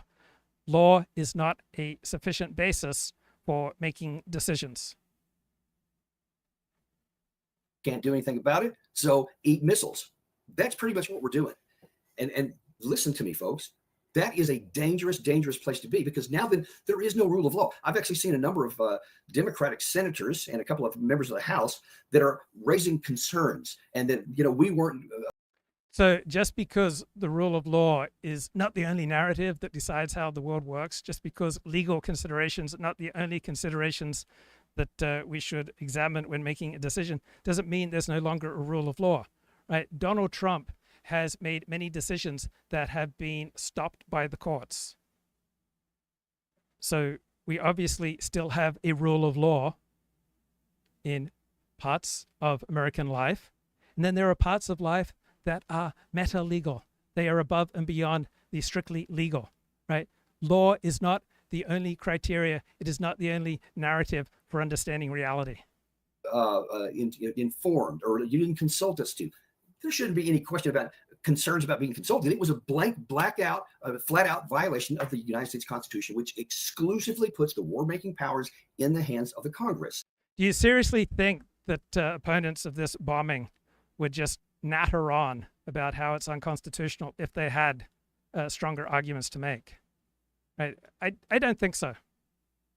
Right. Let's get a perspective from Colin Liddell. We have sharply diverged on many things since the inauguration of Donald Trump in his second term. Hello, this is Colin Liddell, and this is the Short Pod, a brief and succinct podcast commenting on the events and issues of the day. And today it is the 22nd of June, 2025. And on this highly significant day of pagan power, Donald Trump has unleashed the military might of America against the axis of evil that is Iran, or so it would seem.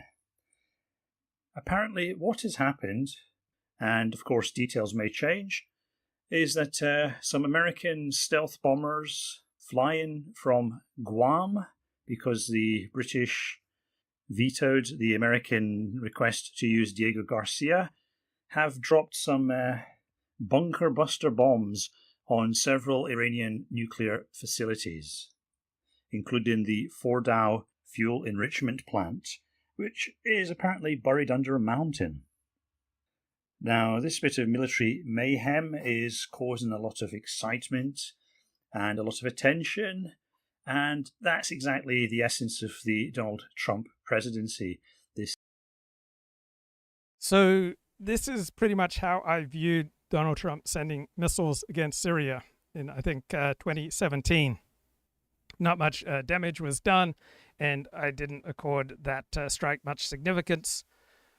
So Colin Liddell has the perspective on America's bombing of these 3 Iranian nuclear plants that is identical to my perspective on America's bombing of Syria in 2017. But I don't agree with Liddell. I think that this American bombing with Syria has much more significance than the American bombing of Syria, in particular because of the vast opportunity for escalation in this conflict. And so I haven't come out in support of Donald Trump's bombing. I haven't come out in opposition, but I think it's definitely more significant than Colin Liddell thinks. This constant ability or hunger to gain attention. I think that is an accurate analysis, that Donald Trump is, it seems, producing a reality TV show. And I think that's a powerful narrative. That's a powerful way of understanding Donald Trump. But I don't think it's the only thing that's going on. I think many of his decisions, including this one, are far more consequential than just purely entertainment. Now, my view of Trump's presidency so far is it's a lot of sound and fury signifying nothing. And this is where I part ways. So if it is accurate that 1 million Americans who are in the country illegally have self-deported since the beginning of Trump's second term, I think that's incredibly consequential. Donald Trump has crushed the amount of illegal immigration into this country. He has created a vast rollback of diversity, equity, inclusion programs. He has rolled back affirmative action through DOGE. Elon Musk and Donald Trump were responsible for the firing of over 50,000 American civil servants. That's incredibly consequential, whether for good or for ill. That strikes me as very important. Donald Trump wants to extricate the United States from the Ukraine versus Russia war. He wants to bring that war to a close. I think that is important, even if he hasn't succeeded. He's certainly not going to be subsidizing Ukraine to the extent that Joe Biden has. Donald Trump pretty much has allowed Israel to do whatever it thinks is in its best interest, and whether that is good or bad, it's certainly consequential. To use Shakespeare's phrase, it gets a lot of attention, but it doesn't really get results on the ground, so to speak. What Trump is engaged in is a kind of simulacrum of social media. He's there to grab your attention, which is exactly how social media works. It uses algorithms to produce low-quality, attention-grabbing content that is sometimes referred to by the word slop. Now, Donald Trump is the epitome of slop politics. big announcement, big swinging dick statements that everything's going to change, and then backing down, tacoing out, on again, off again tariffs, etc., etc. So this is all slop politics. The same thing with the deportations. Like the deportations are focused on blue states. They're done in such a way as to create. So I think there is some validity to this analysis, but I think there are other narratives that are at times more important. And if the reports, I think it was in the New York Post, are accurate that 1 million illegal aliens have self-deported under the second Trump administration, that would tend to undercut this analysis by Colin Liddell. So the Free Press had an interesting discussion after the news came out last night about Trump bombing. This American president has made in terms of foreign policy in this administration and probably in the second as well. And I know it's the middle of the night for you both, but I would first love to begin with your reactions to this moment. And Mike, maybe let's start with you, because I went live with you the night the war began last Thursday. It feels like a very, very long time ago. And you admitted to, or no, it was a few days later. But the point is, you admitted, as someone who has followed this story more closely than just about anyone, to being shocked by Israel. So I want to start tonight by asking you, are you shocked by Trump? Are you shocked by what just has gone down? No, this time I didn't get fooled. I saw it coming, and I said that I did, because it really didn't make sense not to do this. Because the Israelis had made clear that they had to destroy Fordo. And you cannot destroy the Iranian nuclear program without destroying Fordo. That's the underground bunker where they have the advanced centrifuges. So and they have some stockpiles of enriched uranium there, so that if that facility remains intact, Iran still has the capability to make a bomb. That facility has to be destroyed, or there's still an Iranian nuclear program. The Israelis couldn't do it with their planes. You need a B-2 bomber and massive ordnance penetrators, which only the United States has, and which the United States doesn't give to anyone else. The Israelis, however, were going to destroy that facility. They were not going to do all of this effort and then not destroy that facility. So for them to do it, they would have to go in on the ground and actually occupy the site. A lot of people would die. There would also be a need on the part of the Israelis to escalate against Iran, against the regime, in order to deter and threaten it. So looking at it from an American point of view, there would have been a potential for widening of the war, destabilization of the regime, and the war going on much longer. If the goal is to destroy Iran's nuclear program, then this is the most efficient, simplest, safest way to do it. And that's what Donald Trump realized. I think he had many other calculations, but that's the key one. He wanted to destroy the program, and this is the easiest way to do it. Okay, I want to talk in a little bit about the domestic political ramifications of this. There's been a civil war going on inside of MAGA, and tons of lobbying of the president to get him not to do this. We'll get to that in a second. Habib, I want to go to you. Far and away, I think the most incisive analyst outside of Israel. I know that we're getting you in the middle of the night, although it sounded sort of like you were awake working on a piece, who knows why. But give us your initial reactions to this. What does this mean? I had a friend who took a job while he was living in Australia, working for a firm in Britain, and he had to be up and awake during British working hours, which would mean that he'd have to work overnight. It seems incredibly taxing. We tend to understand things by analogy, by building on top of things that we already know, but that can make it difficult to step into new realms for which we're not prepared. So when I try to communicate what the Alexander technique is, I will say it's a method for understanding how we do things and how much tension we use when we say and do things, and how to notice that level of unnecessary tension and to reduce it and to gradually let it go. So it's a method of noticing how you respond to stimuli and how you can then notice and let go of those responses that don't serve you. And that's a hard thing to grasp. So people immediately go, oh, is it like yoga, right? People want to find some kind of reference point that they already understand and build from that kind of solid ground.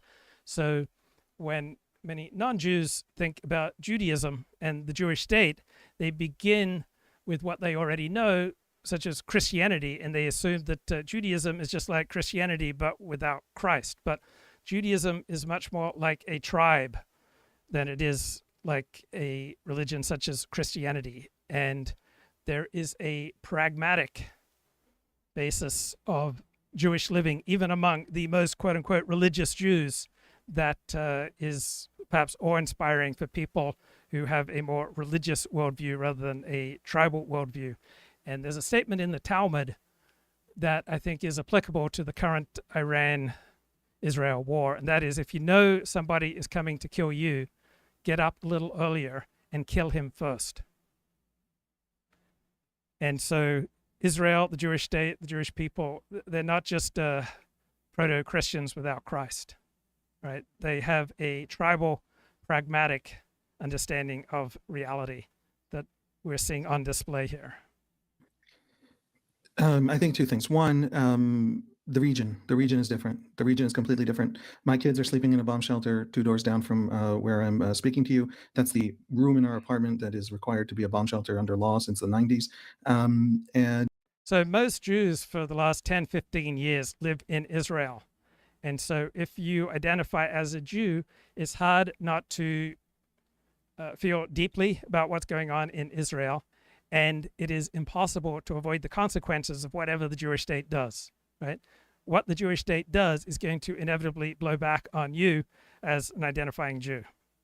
And that is not going to have to be the case for very long.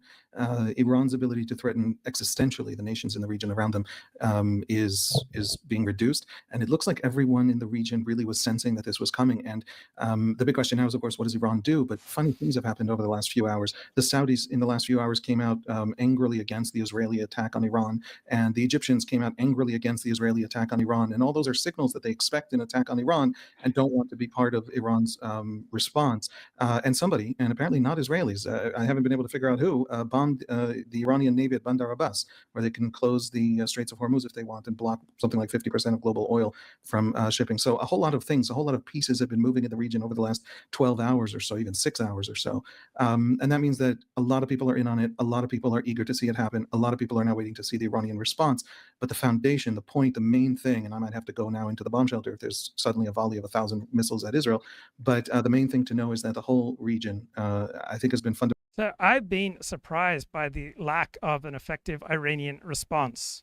Right? I've been surprised by the degree of Israeli effectiveness and by the degree of Iranian ineptitude. That's what has jumped out at me. So let's see some comments here from Kip. 40 probably believed the lies Hillary and State Department claimed about Colonel Gaddafi. So I've been blogging from 1997. It's pretty easy to look up my track record.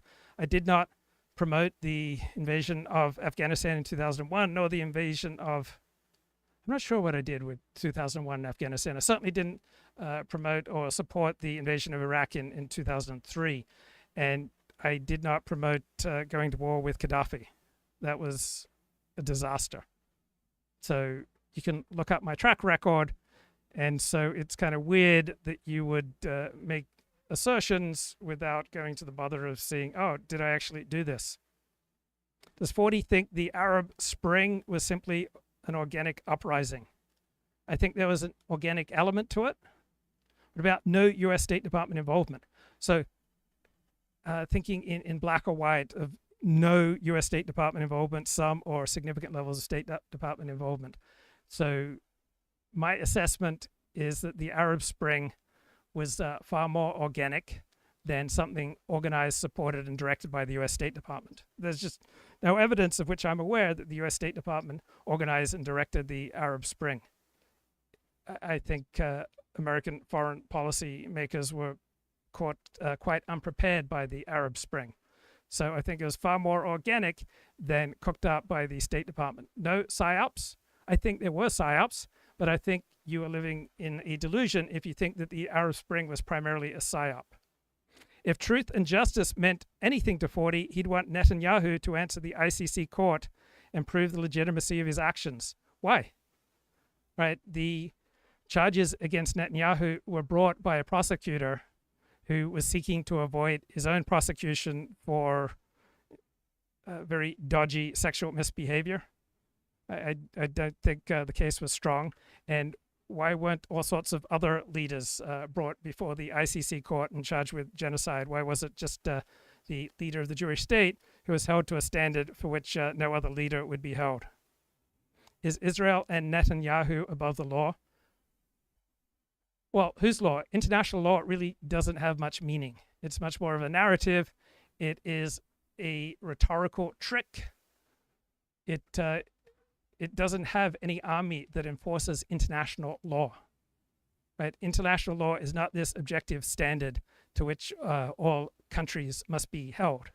Right? It is a tool that at one point was used by parties on the right, but over the past 60 years has been primarily used by the left to try to fill the dearth of meaning in their lives when Marxism proved not a good fit for reality. So it was disappointed communists, disappointed Marxists who have invested themselves so much in human rights and international law. It is primarily a mechanism for feeling good.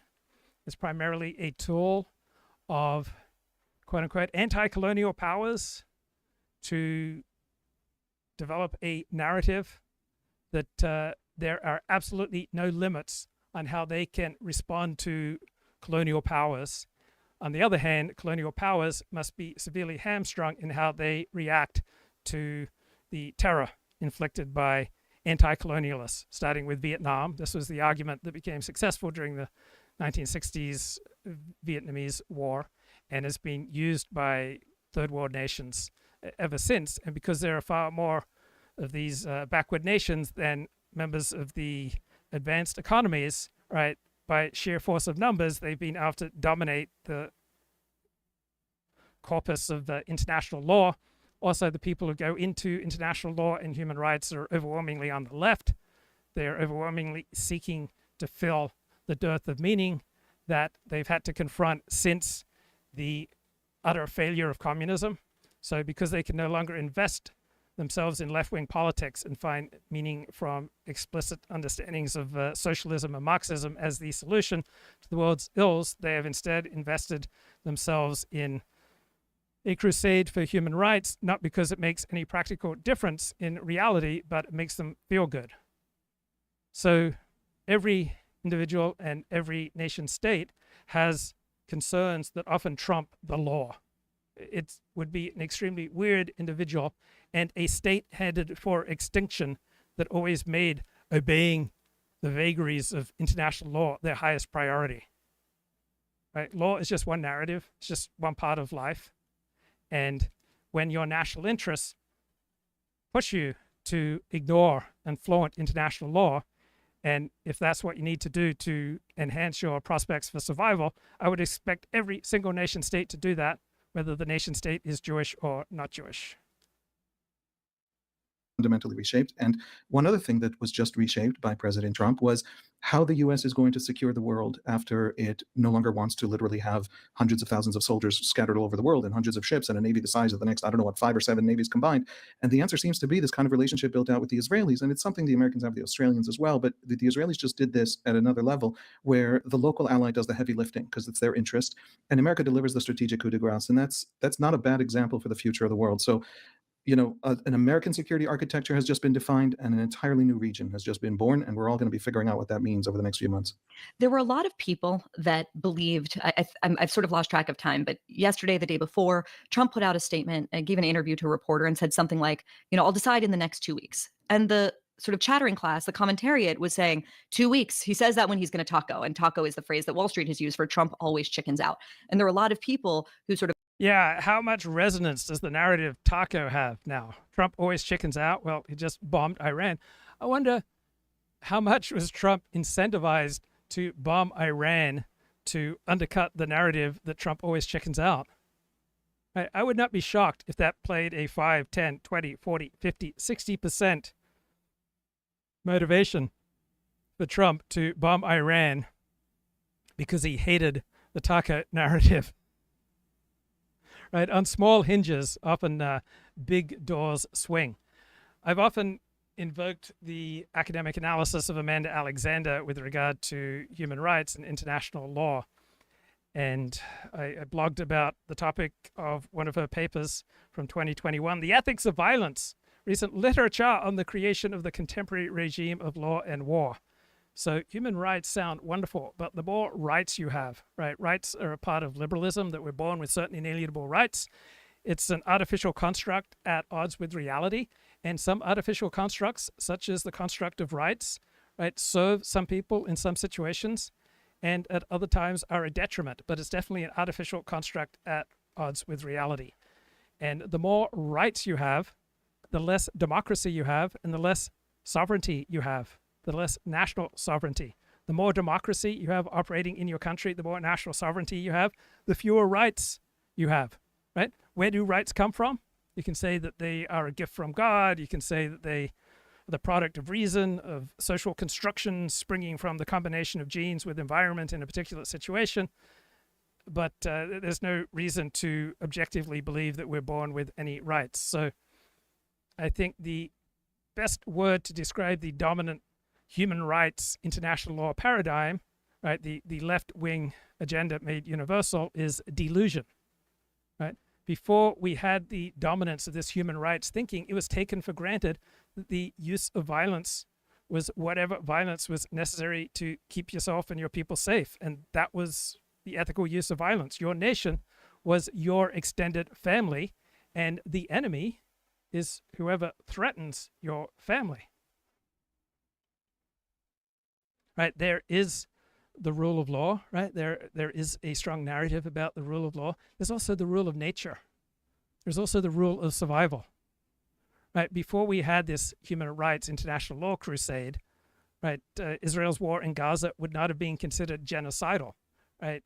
The term was barely used prior to the 1970s. The whole concept of genocide is a cultural construction starting effectively in the 1970s. I love Chronicles magazine. It publishes a paleoconservative perspective, which I recognize as being right about virtually everything. And Chronicle magazine remembers when you could speak of human responsibilities in the same breath as human rights. And there's a left-wing socialist thinker who I have a great deal of respect for, Samuel Moyn. He's a historian, I believe, at Yale. And he said in a June 2nd, 2015 lecture, humanitarianization of human rights comes at the cost. Now, how could this beautiful concept come at a cost? But it does, right? Everything comes at a cost. It comes at the cost of local, strong, and expensive solidarity. And it replaces it with distant, weak, and cheap solidarity, right? If we're going to feel solidarity with our fellow citizens, right, our concerns about people on the other side of the world are going to weaken. Right? Conservatives believe in adjacent rungs of solidarity. First to yourself, then to your family, then to your extended family, your friends, your community, and then to your nation. Right? Liberals, people on the left, seem to believe in a leapfrog solidarity that jumps around, say, from an individual in California to next oppressed lesbians in Uganda.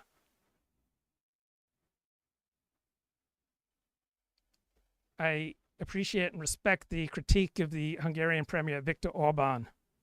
He says that human rights-based liberal democracy, not necessarily such a great thing, right? The liberalization of society is based on the idea that we have the right to do anything that does not infringe on the freedom of other parties. But maybe what's more important than this concept of rights is the concept that we're in it together. Right? There are more important things at times than our freedom to do anything we want without violating the rights of others. Right? Maybe we need some kind of transcendent value, such as we're in it together, and let's construct a society that creates the greatest safety, prosperity, and dignity for as many of us as possible.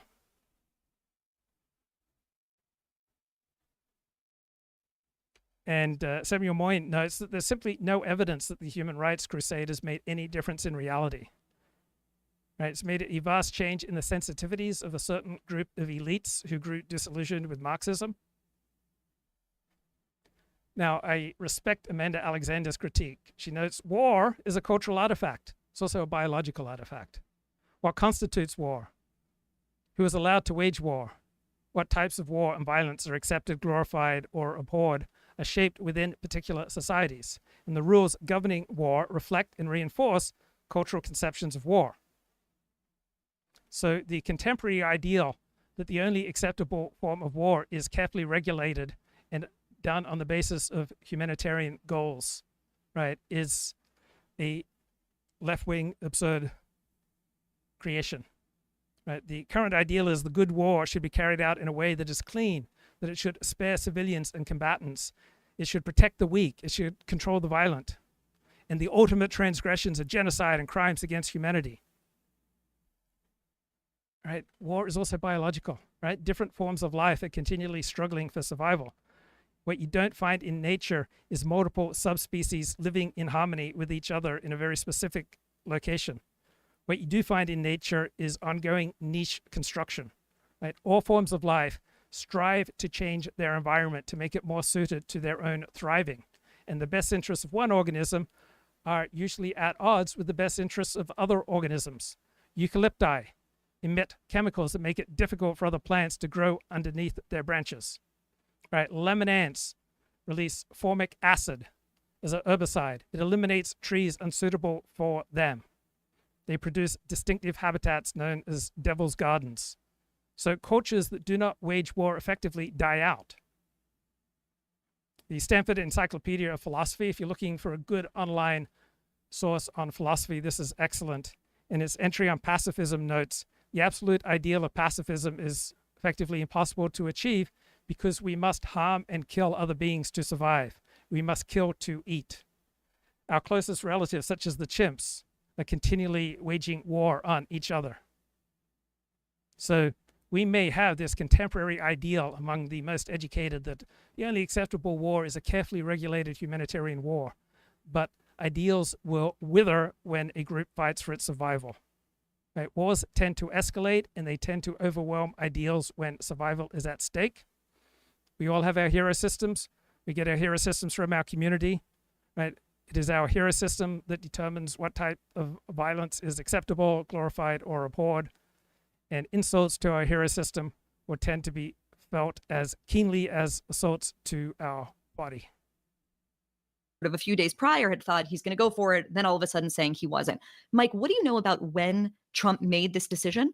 And was that sort of, obfuscation, a head fake, the art of the deal? How do you explain that statement in the context of what just happened an hour ago? I don't know.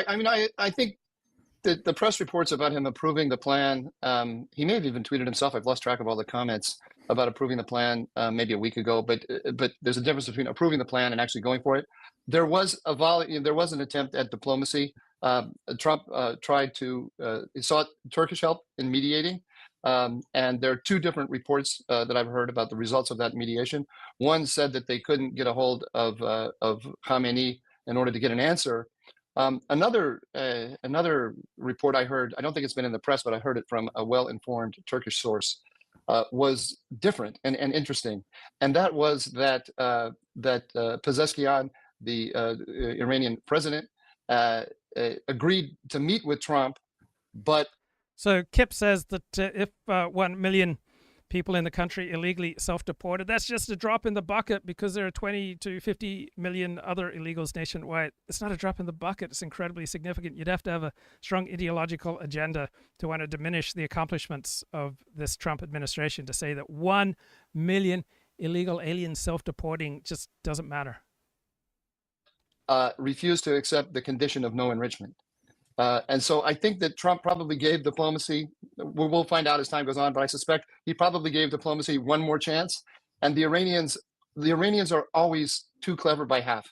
And the Iranians have gotten used to, over the years, being able to dictate to the Americans the terms of the negotiation, when the negotiations will take place, what the parameters of the negotiations will be, what the subject of the negotiations will be, and so on.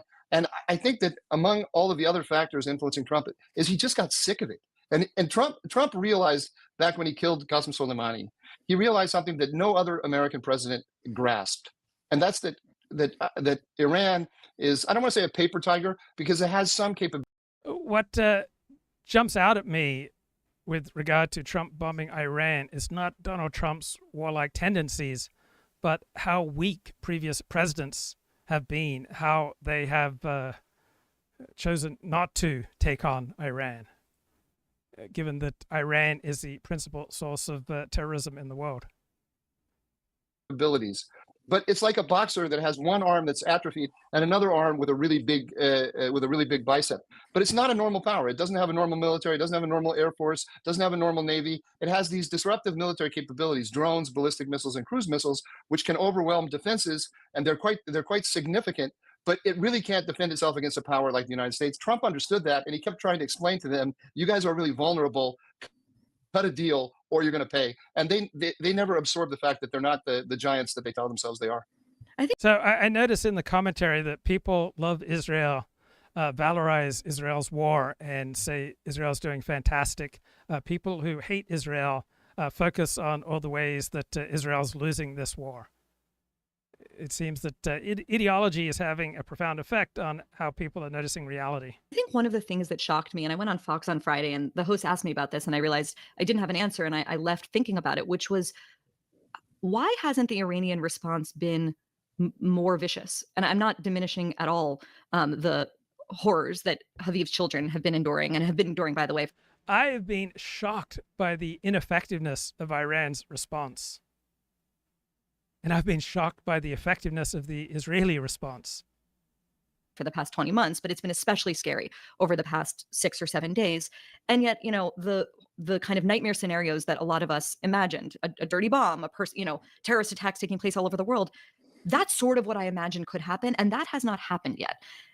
Is that luck? Is that a misunderstanding of the nature of the Iranian threat?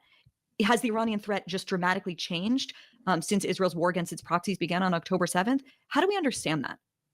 Is that to me or to Haviv? Either of you. Should I take a shot at it, Haviv? You Yeah. So here's my favorite source of information on this war after X. And X was like 5-10 minutes ahead of every major mainstream news outlet with regard to reporting on the American bombing of Iranian news facilities. The greatest live stream, greatest video reports consistently on the Ukraine-Russia war and on this Middle East war, and I will expect on a China invasion of Taiwan come from this one particular channel by two brothers in their early 20s that's called The Enforcer. Right, far and away the greatest coverage of this war, just so far ahead and so more precise and profound than mainstream news. I strongly recommend the Enforcer YouTube channel for staying informed with regard to this war. So, it's probably a couple of things all at once, because there are layers to that. One of them is that Israel has managed in the war, the very beginning of the war, and that was the purpose of it, to demolish, to just take out a huge amount of the leadership of various branches of the IRGC, including the Quds Force.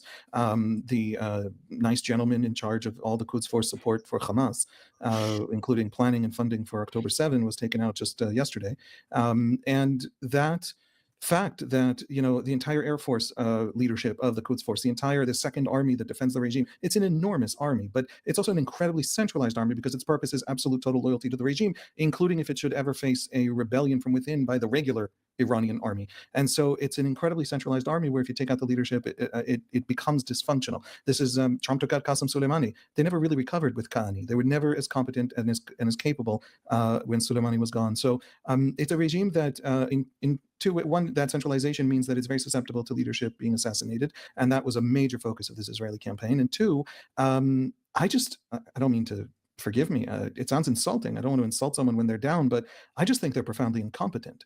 We've discovered just an astonishing level of incompetence. They failed to build out any serious capability. Right, that strikes me as a dramatic overstatement. Right, I've been surprised by the lack of competence, but I don't think they're as incompetent as that description. So we all have a hero system, and we all have ideals, and we all tend to believe in different utopias, right? Christians dream of the entire world coming to Christ, and a lack of support in reality does not sway many people from the emotional power of their particular hero system, right? That's why it's important to recognize one's own hero system and then recognize where reality may differ. And so people whose hero system is some kind of left-wing human rights extravaganza, right? I understand how it provides sustenance for you, but it doesn't find much support in reality. So human rights has become a purely left-wing obsession. In the 1950s, conceptions of human rights were seized on by many right-of-center thinkers to protect private property and capitalism. So in the 1950s, you could probably say that support for human rights was much more of a focus on the right than on the left. But since the 1970s, right, it's overwhelmingly become an obsession on the left, not on the right. And his reality, we're all stuck in an iron cage together. Nobody's coming to rescue us. We live in an anarchic world. The best way to survive is to be as strong as possible.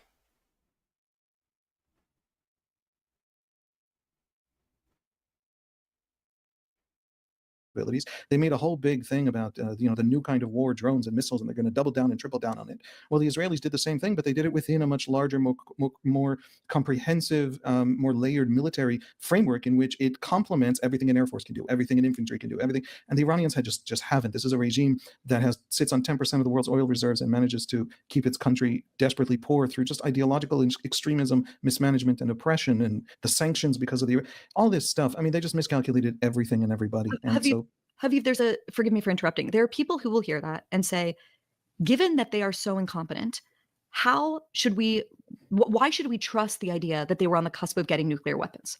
That is a major chorus that has sort of gotten louder and louder over the past few days, who are skeptical, who say, this is another WMD situation. We shouldn't trust any of it. If Iran is such a paper tiger in all of these sort of more basic...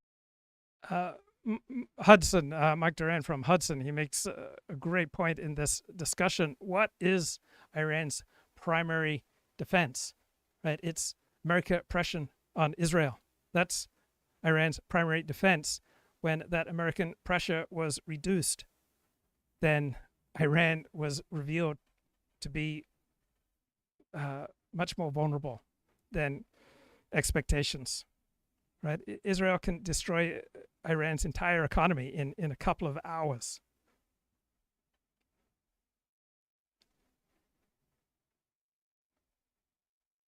Militaristic ways. Why should we believe that they were on the cusp of getting nuclear weapons? I would love for one of you to respond to that, Habib. Well, I mean, I think Mike might know better because the internal American discourse isn't anything that I'm an expert in, but this has nothing to do with Iraq. I get the post-trauma from Iraq. It's not a mistake to be post-traumatic from Iraq. But if Iraq had been a hunt through the Iraqi desert for WMDs and the discovery that they're not there, by the way, Saddam pretended they're there to project power in the region, but they were not there, that would not have caused the kind of post-trauma. We're talking about hundreds of thousands of people invading and an American strategy of occupation and rebuilding that had nothing to do with the social realities of Iraq itself as a society. Nobody's talking about that. Nobody's imagining that. Nobody's doing anything. I mean, How do the Houthis and Hezbollah and Hamas get resupplied if Iran is brought this low? Right? Why is the Israeli stock market surging? Because Israel is in a more dominant position now. It's in a stronger position, apparently, than it has ever been. The response is going to be a response against Israel. If the Iranians do try to actually block global oil shipments, the American response will be even bigger and massively bigger. And they know that, and they're terrified of it. And to keep, it's an enemy that it's this modern warfare where you don't have massive armies moving in. By the way, you can't conquer Iran the way you conquered Iraq. It's too mountainous. And so all of those reasons, I think the Americans are projecting. They remember the conversation then, and they're hearing echoes now. But the actual realities on the ground are fundamentally different. And so I don't. Yeah, not every war is the last war. It's very lazy to view reality through something that happened previously and assume it's just going to go that way. Right? This is Dan Turrentine last week. Iran is our enemy. Like, not only did they blow up a barracks, but we have to remember, in the Iraq war, when the Iraqi government, unfortunately, of the United States disbanded the military and the police and the civil service, it was the Iranian intelligence that came rushing in with cash, IED explosives, and everything else to kill American soldiers. Like, they are not our friend. They have been a huge enemy. Now, you're right. Right now, they don't necessarily have the technology to get missiles to us. But do I think if they had nuclear weapons, they would not potentially think about hitting our assets in the region? Like, I think we do have to remember, and whether or not we should proactively attack it is a great debate. But I would not, along the lines of what Emma Jo said, equate morally the United States and Iran. They are bad people. Iran is our enemy. So I don't put much energy or emphasis on outlining who's good and who's bad. That depends on the nature of your hero system. But with regard to American interests, Iran has proved itself consistently over the past 55 years to be an enemy. Right? I thought these were some of the sharper comments on X recently. That the schizophrenia he's talking about on X, that the Iranian parliament approves closing the Strait of Hormuz, like this is super significant, that the Iranian regime is going to launch a forever war against the US without having an Air Force command structure and a Navy. The US dropped 420,000 pounds of ordnance on a mountain, and all you see from the outside are punctures and some metal dust, and therefore people conclude nothing happened. The Israelis have had air superiority for a week. They are hunting down individual launches, but they just didn't see those truck convoys rolling out of Fordo with enriched uranium. The Israelis must have been looking the other way, and the armchair generals, they know better. Good thing to remember, most homicide victims are criminals. Right? You don't want criminals in your life. It increases the chances that something bad happens to you. Homicide victims are overwhelmingly those with prior offenses, rap sheets, records, detention stints. Right? America's homicide rate for non-criminals is extremely low. JF Garapi married a mentally disabled woman who kept saying he was trying to murder her. She disappeared 2 years ago and has not been heard from since. Does Mama JF really have an issue with no white guilt, or is she just fooling around? She has an actual issue. I need to. Whoops. I remember this. Don't say anything violent. No, I want to. What do you have to say? No, I get seriously. You tried to kill me again. Okay. And I'm fucking sick that you're fucking me with me. You always follow me everywhere. And all right. And you say you want to make spiritual movement, but you fucking tried to kill me for 3 years again. You're a fucking psychopath, man. Assez dit. Maintenant, va-t'en. Okay, so the answer to this. So was Mama JF talking about no white guilt, or was she talking about JF trying to kill her for the past 3 years? Super chat is that Mama JF mistakes no white guilt for someone who has committed acts of violence against her. No. So that's why you see her currently sad.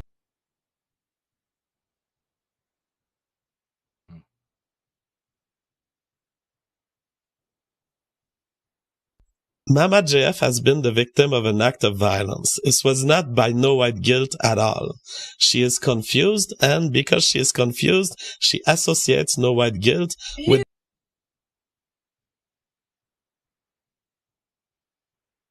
Okay, now I told her to not come back. You don't come back. Chilling. And she's disappeared. No one's seen her the past 3 years. Joel Pollack says there are at least 3 Israeli endgame strategies for winning the war with Iran. Attack until Iran agrees to a US deal to abandon its nuclear program. Attack until the US decides it's safe to join the fight. Attack the Iranian regime until the opposition can take over. So when I was going to bed last night, I heard Israel say that it was winding up its attacks on Iran, but then Iran launched a massive missile attack on Israel. So then Israel went back on the offensive. And Mike Duran says, my latest article argues the following 5 points. Trump's Middle East policy is not chaotic. It's calculated. The seemingly erratic course is a deliberate strategy. Trump zigzags between hawks and restraintists to maximize American leverage while avoiding costly entanglements in the Middle East. This means applying pressure through sanctions, air power, and alliances without committing long-term to a number of troops. Restraintism isn't new. It's the old elite thinking in a new costume. While many of Trump's advisors now come from the so-called restraintist camp, they are libertarians, they are Koch-funded analysts, and they are populists who argue for American disengagement. I show that restraintism is not a Trumpian invention. It has long circulated in elite circles on both the left and the right, including under Barack Obama, where it shaped his realignment strategy favoring Iran over traditional allies. Trump rejects the Obama realignment, but he hired its advocates. Trump dismantled Obama's Iran deal, reaffirmed alliances with Israel in the Gulf, but empowered many officials who openly believed in it. This stems from his distrust of the traditional Republican foreign policy establishment, which undermined him in his first term. So both Donald Trump and Barack Obama distrust the blob, the American foreign policy establishment.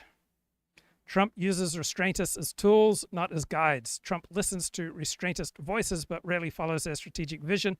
He uses their skepticism of war to balance hawkish opinions and to keep adversaries guessing. The Houthi strikes in Yemen, followed by back-channel diplomacy with Iran, exemplify this tactical oscillation. And the post-Iran order requires managing allies with Iran weakened and Assad gone. The next strategic task is managing the emerging rivalry between Israel and Turkey in Syria.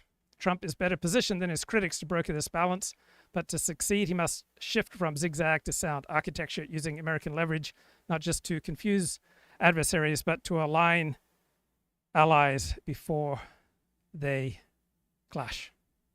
Understand the debate. Barry, can I take your original question about why they didn't get more fearsome? Please. And so the question is, fearsome how? Wow, Judas says, I don't feel bad for Mama JF or for any woman.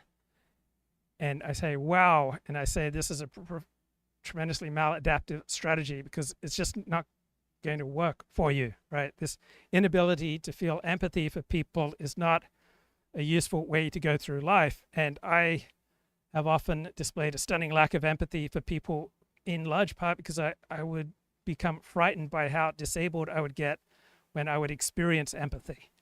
And so as more mature people, we need to be able to experience empathy without allowing it to flood us, without allowing us to destabilize us. I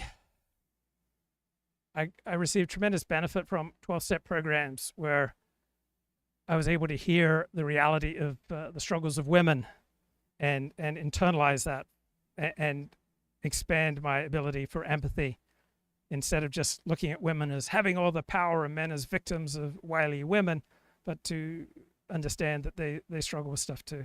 They had basically three goals in the war. One was to keep the Americans out, because ultimately they know that their only defense against Israel, or their major defense against Israel, is American pressure on Israel. No other country can come to their aid in that way. So it was important to stay within certain parameters with the United States. The second thing that they wanted to prevent was the destruction of their oil infrastructure. One of the things that's been interesting here is that Israel has not touched any of their fundamental economic infrastructure. There have been reports about it. There was a report today that the Israelis hit a refinery in Mashhad. That's not true. Completely false. It went everywhere, but it's not true. That didn't happen. So that already creates a kind of a balance. Some of the fearsome things they said they were going to do, they were going to, if the United States joined the war, they're going to hit Saudi Arabia and the UAE and maybe Jordan and other countries. But as Haviv said, if they were to do that, they have the capabilities to do that. But if they did do that, then Israel or the United States would take out their entire economy, and could destroy it in a night. That's the thing. And so the Iranians know they have that vulnerability. The third thing that they wanted to do was to outlast the Israelis. And here the question of Israel's Arrow 3 interceptors is the key question. The Iranians have. So 48 hours into the war, this is a sharp analysis on X, which I think still holds up. Israel is causing massive strategic damage to Iran, both to its human capital and its material capital. Security leadership has been almost fully decapitated. Israel has full air superiority, can strike with impunity even in Tehran. Israel has widespread but publicly muted support in the region. And Israel has the overt support from the world's leading superpower, America, and Israel is united and determined. Iran is firing massive missile barrages at Israel, pieces of which can get through, but while painful and intended to terrorize, the damage appears limited and non-strategic. Iran's missile stockpile is dwindling. It has no meaningful foreign support, apart from its damaged proxies and various foreign mouthpieces. And domestic support in Iran seems to be largely limited to regime loyalists. And the tally sheet is crystal clear that all evidence at this point points in the direction of Israeli victory so far. At the beginning of this conflict, the beginning of this round, maybe 3,500 medium-range ballistic missiles, maybe less. But anyway, we're talking about in the thousands. The Israelis probably had about 350, this is speculation, but it's not much more than this, 350 Arrow 3 interceptors. And what they were trying to do was they were projecting out how long the conflict was going to be, trying to preserve, as Haviv mentioned, they were losing their launchers, but they wanted to wear Israel's down, wearing it down not in the sense of demoralizing it, but in the sense of making it expend its interceptors. Because if once Israel goes through all those interceptors, it doesn't have the industrial capacity to replenish them. Iran does have, in a war of attrition, the ability to outlast Israel, and then Israel is totally dependent on the United States. So the Iranians were hoping for like another week, another 2 weeks, continuing to put out all their fearsome rhetoric. We live on jihad and air. We're not normal Homo sapiens, not like you, and so all of this destruction of our capabilities is nothing to us, and we'll continue to fight. And then we'll get to the point where Israel can no longer really defend itself alone, and then they'll cut a deal with the Americans. That's how that was their plan. But they don't have. Wow, that seems an echo of the analysis on the Duran podcast and the analysis by John Mearsheimer. His excerpt from Dan Turrentine. Where are the Democrats on this, and why have we not heard so much from them? Well, I think it's not just Democrats. I think you haven't heard from most members of Congress because this is so jarring. It's so new. You think about the Iraq War from when Dick Cheney gave that speech at the VFW. Right, and this is from last Thursday, right, prior to Trump bombing. In late August of 2002 until George W. Bush, pulled the trigger, so to speak, in March of 2003. The country debated this during, congressional debates, every talk show, editorial page. For months and months and months, we debated, should we do this? This is not even 7 days old. And a comment in the chat. Have you noticed Nick Fuentes lately? His popularity has exploded in the last 2 weeks. Many people commenting, I can't believe I agree with him, but he's spot on. Yes, the best way to succeed as a live streamer and a pundit is to meet people's needs. And Nick Fuentes is meeting the needs of those who don't want America to join the fight against Iran. And there's the conversation of, should we assist Israel with bunker busters to try to take out Fedoro? But there's the much bigger conversation of then what? And I think it's not just Democrats, moderates, or progressives. It's Republicans who are all trying to, in real time, in a very quick way, figure this out, because Israel has found so much success so fast that I think it's stunned everybody. And I think Israel is now like, we have a chance to not just take out their nuclear program, but the other big question is, do they take out the regime? And then what comes after it? Who owns it? Who protects it? Who funds it? I imagine they would need our help. So I think Trump is right to take his time, but just as Trump is right to take his time, I think Democrats and Republicans are wise to be very careful what you say and try to think this through. Dan, scale of 1 to 10, how good is Trump doing? 1 to 10, did I say that? Yeah, I'm going to say a 5, just because I think his patience and caution is right. But I also think one of his problems is he jumped out a couple of days ago when Israel was really having success and started saying stuff like, we, the U.S., control the skies. We're going to, we are a part of this. We might have to do this. And I think now the momentum got so far down the tracks that now he's starting to try to pull it back to say, give me time. I don't want to have to make this decision quickly. And God forbid there's a negative comment about Dana Perino's looks in the chat. And Dennis Prager, the talk show host, made a profound point that when he's speaking on the radio and he gets feedback, it's overwhelmingly about what he says. And when he's on TV, right, the feedback that he gets is overwhelmingly about what he looks like. And the Torah notes that the eye is the most superficial of organs. So what is Nick Fuentes having to say? This was posted June 18. Because they recognize that once Iran is gone, Israel dominates everybody. Now Saudi Arabia is the complete suzerain.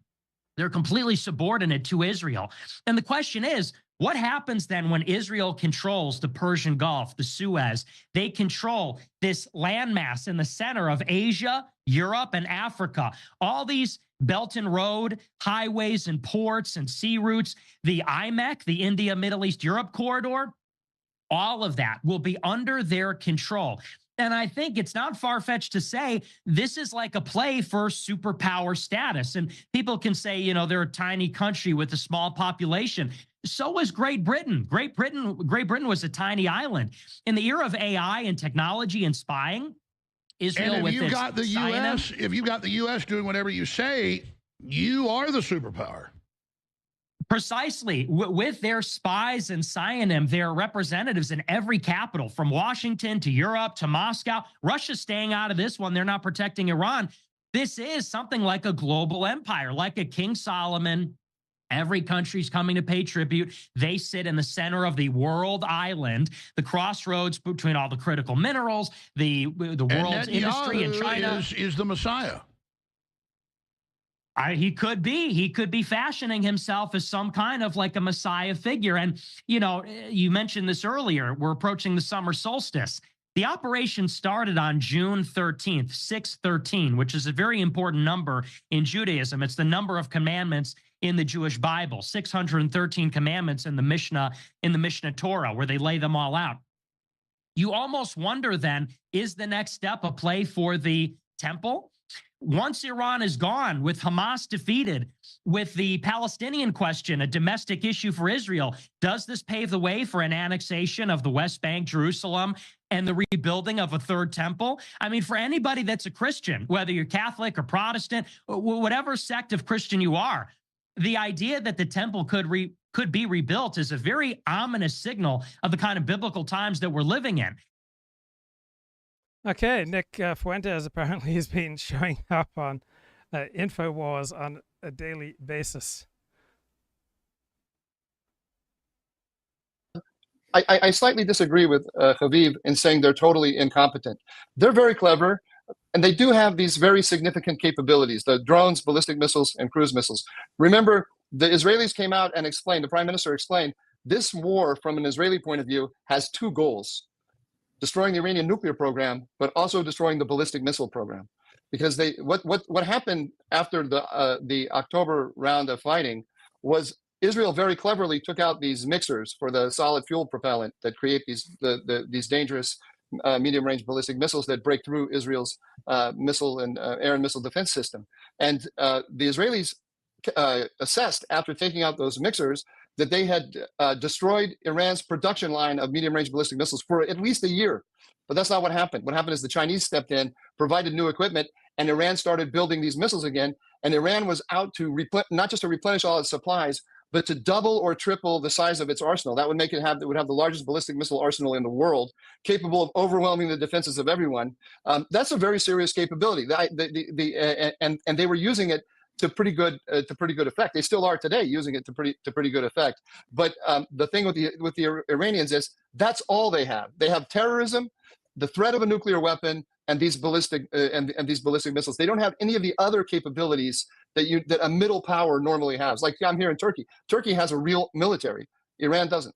Well, which raises the add? Sorry. Yeah, Haviv. Before, I'll let you add, and then I want to bring in an additional guest. No, go ahead. Go ahead. Oh, when you only have one method, when you only have one serious strategic option, that becomes your choke point. And one of the major elements of this Israeli air campaign has been targeting launchers. So they have these vast stockpiles, but they have to launch them somehow, or this vast arsenal, I guess it would be. And the Israelis have been targeting these launchers, and they can't deploy more than, I forget what it was, but they launched 400 in one thing, and then 200, and then 50. And so the rate of fire, maybe because they're preserving them, but apparently not because they're preserving them, but because there's an active hunt in the skies over Iran. Every time a missile is launched, there's an Israeli Air Force visit is paid to that location. Their launchers are not capable of launching large numbers at a time. And so if they had any other options, an Air Force that could fly, some of the airplanes that this Air Force is flying is these F-4s from Vietnam. I mean, anyway, doubling down on the incompetence question. But that is their weakness.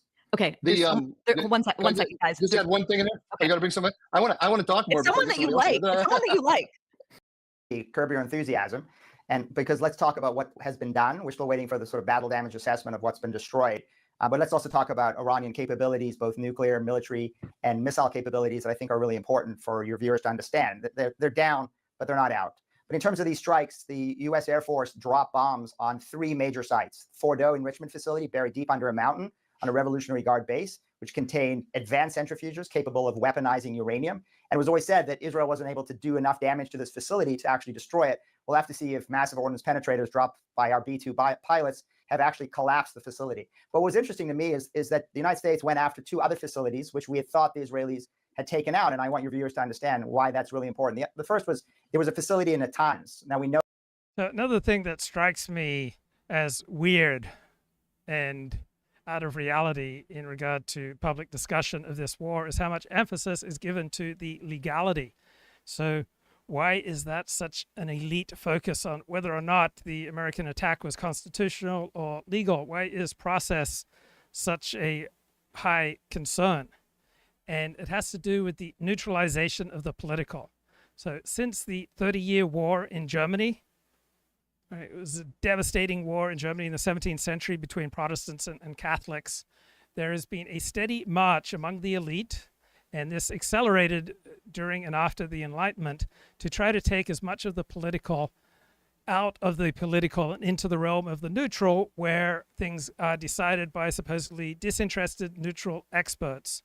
So as a reaction to the 30-year war between Protestants and Catholics in Germany, right, in other European nations and in the United States, they tried to make religion more and more of a private matter and tried to remove it from the realm of the political. In reaction to World War II, elites tried to rejigger elections so that they weren't primarily on the basis of race and ethnicity. They tried to take immigration and matters of race outside the realm of the political. And with the explosion of concern about international law and human rights, there's more and more of an emphasis on removing war from the realm of the political, right? The realm of the political is where people can vote, where people can exercise power. But elites have steadily tried to remove more and more of what people traditionally fight about, such as religion and race and war, and remove it to a supposedly neutral realm where everything gets decided by disinterested, supposedly neutral experts. So the realm of the neutral, the realm of the expert, has steadily achieved more and more power in advanced economies. And Donald Trump and the surge of populism around advanced economies is a rebellion against removing religion and race and nationalism and war from the realm of supposedly neutral, disinterested experts and returning power to the people, who Donald Trump positions himself as the instrument of the people. And he takes great pride in that he doesn't listen much to experts and he doesn't follow protocols. And as opposed to Donald Trump's method, you have almost all of our institutions, which are run by supposedly neutral, disinterested observers. Now, what is Israel's strategy overall in the Middle East? It's very similar to England's strategy with regard to Europe, as explained by Yes Minister. This directive comes from Brussels, saying that all EEC members must conform to some niggling European word processing standards. They will have to agree. So a strong, united Europe would be a grave threat to England. It's in England's interest to keep European powers off balance so that they can't unite and gang up on England. And that's usually been Israel's strategy vis-a-vis the Middle East. Keep it as fractious as possible. Agree to the plans of masses of European word processing committees at the forthcoming European word. Right, so the European Union, right, wants to have as much of life as possible decided by these neutral, disinterested experts. Word processing conference in Brussels. Right, it wants to take decision-making out of the hands of the people, out of the hands of local communities, and transfer it to experts in Brussels, just as American elites want as much power as possible removed from the people and placed in the hands of elites such as themselves. Oh, say something. Yes, Minister. Quite so. I have loved season 2 of America's Sweethearts about the Dallas Cowboy cheerleaders. Just a terrific show. I love everything directed by I think, Greg Whiteley. He did Last Chance U, focusing for many seasons on a community college football program that he did 2 seasons focusing on Los Angeles Community College basketball program. And now he did 2 seasons on a community college cheer program, gymnastics program, no, cheer program. And now he's just released his 2nd season, America's Sweethearts, on Netflix, on the Dallas Cowboy cheerleaders. And effectively the only permitted response to correction for a Dallas Cowboy cheerleader is yes, ma'am. But in California life, or in much of life, you're not supposed to say yes, ma'am, because it's a way of inferring that the person giving you direction is old. Is that all you want to say? Well, Minister, I'm afraid that is the penalty we have to pay for trying to pretend that we're Europeans. Believe me, I fully understand your hostility to Europe. I'm not like... So this show is excellent at revealing the difference between rhetoric and reality, and how countries are often incentivized to engage in nefarious activity against other countries. Like you, Humphrey. I'm pro-Europe. I'm just anti-Brussels. I sometimes think you're anti-Europe and pro-Brussels. Oh, Minister, I'm neither pro nor anti anything. I'm merely a humble vessel into which ministers pour the fruits of their deliberations. I am unaware of any funnier and wiser show about politics than Yes, Minister. But it could well be argued that given the absurdity of the whole European idea... It could well be argued. That is a very polite and expert way to speak. That Brussels is in fact doing its best to defend the indefensible and to make the unworkable work. That is simply not true, Humphrey. So I have to keep interrupting this so I don't get copyright claims. I can only play a few seconds at a time. I don't understand pompous, but the European idea is our best hope of avoiding narrow national self-interest. Yeah, but it's self-interest that is the primary engine, or group interest and national interest, right? That's the primary force in politics. That doesn't sound pompous, Minister. Good. Merely inaccurate. Listen, humble vessel. Europe is a community of nations. Right, this reminds me of all the flowery left-wing rhetoric about the beauty of international law and international coalitions and human rights. Dedicated towards one goal. Oh. So maybe share the joke, Humphrey. No, Minister. Now, let's look at this objectively. It is a game played for national interests and always was. Right, we are all stuck in an iron cage together, and the stronger your neighbor, right, the more of a threat that they pose. So nation states are often incentivized to reduce the strength of their neighbors. Why do you suppose we went into it? To strengthen the brotherhood of free Western nations. Oh, really? We went in to screw the French by splitting them off from the Germans. Right, this is how the world works. Right, nation states do not go to war to support democracy, human rights, and the brotherhood of nations. Well, why did the French go into it then? Well, to protect their inefficient farmers from commercial competition.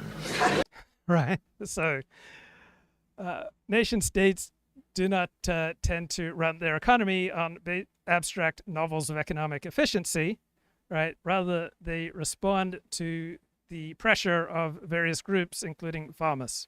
It certainly doesn't apply to the Germans. No, they went in to cleanse themselves of genocide and apply for readmission to the human race. Right, so one's standing and status and hero system is also a powerful propellant for behavior. I've never heard such appalling cynicism. Well, at least the small nations didn't go into it for selfish reasons. Really? Luxembourg's in it for the perks. Yes, so we are animals, and then if you have a religious perspective, you can say that we also have a spark of the divine, but we never escape incentives towards self-interest and group interest, right? We never transcend these petty concerns for security and safety. The capital of the EEC, all that foreign money pouring in. Very sensible central location. With the administration in Brussels and the parliament in Strasbourg, Minister, it's like having the House of Commons in Swindon and the civil service in Kettering. If this were true, why would the other nations have been trying to get in? Such as? Well, take the Greeks. Actually, I find it difficult to take the Greeks. Right, so different groups, different nation states often have different interests that clash. And the more divided and the more intense conflicts of interest within a small, narrow location, the more likely you are to have war and conflict and violence. Open-minded as I am about foreigners, as you both well know. But what will they want out of it? An olive mountain and a Retsina lake? And responding to the chat, yes, I wear my kippah in public, though I didn't always do that when I was in Australia. So it might depend on the location. Certainly if I were in France and many other places in Europe, I would not be wearing my kippah publicly. Don't accept any of this. Oh, I'm so sorry, Minister. I suppose some of your best friends are Greeks. No, very dry. The trouble with Brussels is not internationalism, it's too much bureaucracy. But the bureaucracy is a consequence of the internationalism. So you can't get anything done on a large-scale basis without some bureaucracy. And bureaucrats, like every other group, want to maximize their own power. They don't want to be under the thumb of the courts. And so it's almost always impossible to sue a government bureaucrat. And they don't want to be under the thumb of the executive, right? They want as much independence, prestige, power, and income for themselves. So they, for example, resist Donald Trump's attempts to corral them. Why else would there be an English commissioner with a French director general immediately below him and an Italian chef de division reporting to the Frenchman and so on down the line? Oh, I agree. It's like the Tower of Babel. I agree. No, it's even worse. It's like the United Nations. I agree. Then perhaps, if I may interject, you are in fact in agreement. No, way. So, I love this show. Not. Brussels is a shambles. You know what they say about the average common market official? He has the organizing ability of the Italians, the flexibility of the Germans, and the modesty of the French. And that's topped up by the imagination of the Belgians, the generosity of the Dutch, and the intelligence of the Irish. Oh my, engaging in national stereotypes. Very, very droll. You had so much more freedom of speech in the 1970s than you do now. It's all a great big gravy train. What do you mean? They live on champagne and caviar, chauffeur-driven Mercedes, private aeroplanes. Every one of those officials has got his snout in the trough. Most of them have got their two front trotters in as well. Oh, Minister, I beg to differ. Brussels is full of busy, hard-working public servants who have to endure a lot of exhausting travel and... Right, so we're all a combination of selfishness and idealism, right? The more freedom you give people, right, the more they're often likely to abuse it unless you have strong incentives corralling people in pro-social directions. Tedious entertainment. Oh, terribly tedious. Working their way through all that smoked salmon, forcing back all that champagne. Well, in any case, Minister, I think you're blaming the wrong people. Yes, Minister. All right, love that show.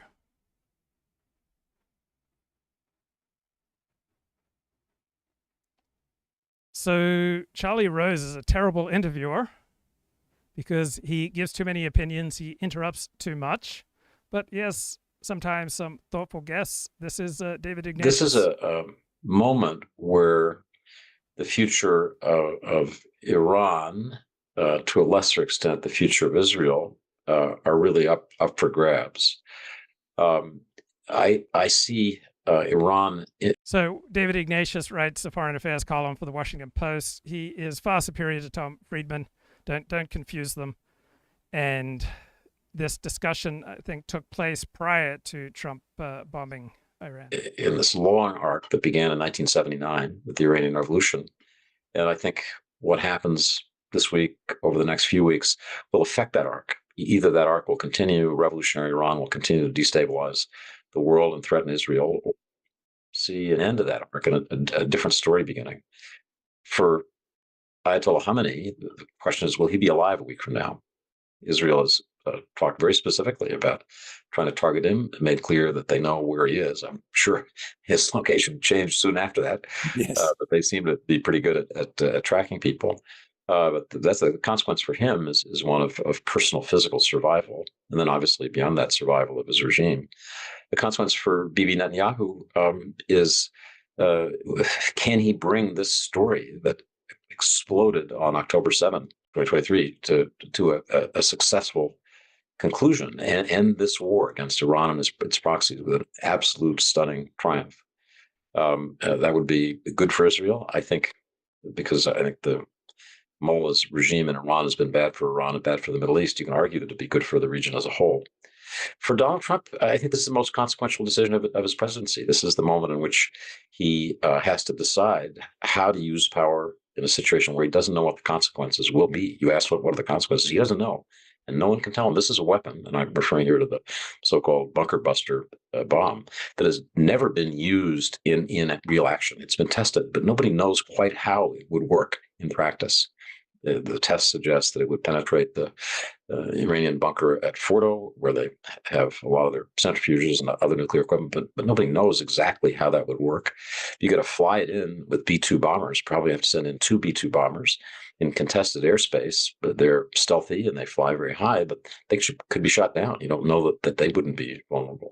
And then beyond that, you don't know how Iran would react. You don't know whether Iran would, say, mine the Straits of Hormuz, disrupting oil supplies for an indefinite period. You don't know whether Iran would strike at U.S. bases in the region, causing mass casualties among Americans. You don't know whether Iran would sail missiles into the skyscrapers of our wealthy Gulf Arab allies, United Arab Emirates, Saudi Arabia. There are just so many things you don't know. And my own feeling, Charlie, is that it hit Donald Trump this week that in this situation where he didn't know the consequences of his actions, but there were possible severe dangers, that he wanted to wait. He wanted to take a little more time. And I think that instinct is often a good one. When you're not sure what to do, don't do anything. It's one of my life rules over the years. So that's my brief summary. But again, I begin with the reality that I don't want to repeat that. He means it. Do we have any idea? And to continue negotiations. Then as Israel's attack was successful, it was as if he really wanted to claim credit for it. That Israel was getting a win. He wanted part of that win. So David Ignatius is deeply embedded with the American foreign policy elite. So he usually writes from the perspective of America's foreign policy elite, particularly America's intelligence agencies. And so he is unhappy with Donald Trump not following the direction of the elite and not observing traditional protocols, which, let's think about American foreign policy since the end of the Cold War. It's been far more of a disaster than in the national interest. So following the protocols is absolutely no guarantee of a good outcome. He wants to be a winner too. So by early this week, he was talking about how we control the skies over Iran, as if this was the United States war. And he was talking about how we could take out Ayatollah Khamenei. We're not going to do it for now, but we could. So suddenly he was personalizing it in a different way. And I think it was because he could see that the tide of action had shifted. But then, as I say, he pulled back from that. Who was he listening to? Who convinced him to step back? If I had to nominate one prime mover, and this is just a guess, it would be Vice President J.D. Vance. I think his role in this presidency is of increasing importance. And I think his people, his national... So David Ignatius is speaking here before Trump unleashed the bombs. And he thought that J.D. Vance was persuading Trump to not bomb. Security Advisor Andy Baker is probably the most important NSC person now, with Rubio, Marco Rubio, the Secretary of State, wearing 2 hats, nominally National Security Advisor. But I think J.D. Vance's National Security Advisor, Baker, is probably a central person. Beyond that, I'm honestly just guessing. I'm embarrassed. I cover national security. I should be able to tell you exactly how that is working. But this is a pretty opaque White House. Well, the vice president is generally opposed to the war. And they're not following the advice of disinterested, neutral experts who simply want what is true and good. Axios reports the request of the Trump administration, the Israeli Air Force took out multiple Iranian air defense systems in the 48 hours leading up to the U.S. strike on Iran's Fordo nuclear facility. And the leader of the United Nations is gravely alarmed by the use of force by the U.S. against Iran. Britt Hume notes, he speaks as if there was international peace and security in a world where Iran was closing in on a nuclear weapon and spreading terror throughout the world. So I just love David Ignatius' veneration of policy and protocol. In Ukraine. So his reputation, and certainly his public speeches support this, is that he's opposed to American intervention abroad, the kind of easy, often idealistic, values-driven interventions that the United States made, most obviously the wars in Iraq and Afghanistan. But he more generally wants to see the United States pull back from commitments. He has been opposed to significant extension of American support for Ukraine, I think very mistakenly. But yeah, in general, I think he's somebody who feels that we need.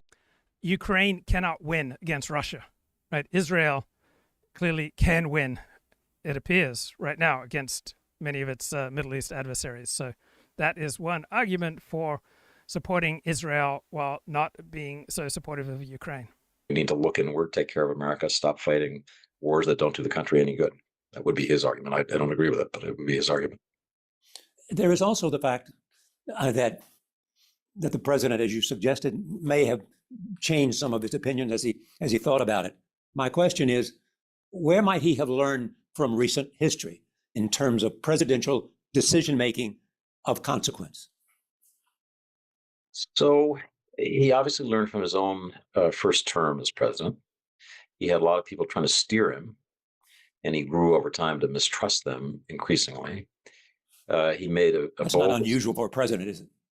It's not unusual, and it's not a bad thing. I mean, one thing that's actually good about this Iran crisis is it sobers the president up to face a crisis of this magnitude. And you see a little bit of that in Trump. You know, he said to a journalist yesterday, "Come on, you don't expect me to talk about that, do you?" When somebody was pressing him about what he was going to do, was he going to bomb or not bomb? And there was a look in his eye that just sort of said, "You have no idea what I'm dealing with here, brother." Well, So, and he also criticized the Wall Street Journal because they had reported that he was leaning in a certain direction, and he simply said, "The Wall Street Journal doesn't know, yeah, in well, this case, where I'm leaning." You know, he also said, "I don't know up until a second before I make a decision what I'm going to decide."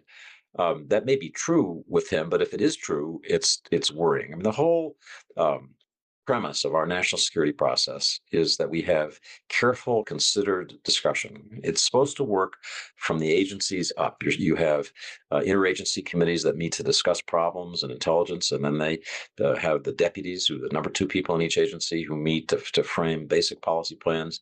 And then those are put to the principals committee, which is all the cabinet secretaries. They meet around the table in the Situation Room, and the president and vice president listen, and then the president makes a considered decision. But it's the product of all that careful thinking, thinking about the strategic consequences, the what ifs. You'll have red teams that say, suppose every assumption we've made is wrong, what happens then? That's the way national security decisions are supposed to be made, because they're so consequential, as you said in the beginning. What are the consequences? This is a much more haphazard. Well, think about what a disaster it's been when American foreign policy followed exactly these procedures that David Ignatius venerates. Process. It's kind of dependent on the iron whim of the president and what he's thinking, and he insists on thinking out loud every day. Every day he seems to want to have journalists in the Oval Office quizzing him, and every time there's a visitor, it's sort of question time. You can argue it's a good thing to be so transparent. It's like the question time in the British Parliament. You see the leader thinking out loud. And he's not been reluctant to criticize his own people, like the director of national intelligence. He appeared to have lost faith in her. It wasn't a big criticism, but he just said, I don't care what she says. I don't believe that about this involved intelligence about Iran, the Iranian nuclear program. But it's a weird sort of daily floating. How to describe it? Royal court. I likened it recently in a. Yeah, it is like Wolf Hall, and it is weird, but it's not necessarily less effective than following the procedure, which has been the basis for so many disastrous U.S. foreign policy decisions over the past 50 years. Conversation with a British friend to the court of King Henry VIII, as we see it in a wonderful Wolf Hall series that's on TV now, and the novels. And so King Henry VIII or Queen Elizabeth I, they weren't necessarily inferior leaders to Keir Starmer, right? England today might be better served by a Henry VIII or an Elizabeth I or a monarch. In that period, people were terrified to be away from the court because of something the king might do that day. So everybody just had to be there. And I think this White House is that way. Everybody feels they have to be there. I've heard cabinet secretaries, agency directors rush to get to the White House because they don't want to be away when something big happens. They try. Is there overwhelming, clear, objective evidence that this is an inferior way to operate a White House compared to other more policy and procedural and establishment perspectives? I don't have a strong argument either way. I just want to know what the evidence suggests. Try to get to Mar-a-Lago or Bedminster on a weekend because the president may decide something. And I'm told further the reason for Marco Rubio's amazing rise from non-person, the guy was totally bombing out as Secretary of State in the first months, to being an intimate and trusted advisor of the president, is he worked on being there because he knew that physical presence, proximity to the president was essential. Work to change his image, the way the president saw him. So it couldn't be more different in terms of national security from the way the system is structured, which is formal. And how has the system worked out for the past 50 years? Right? Has it been just super?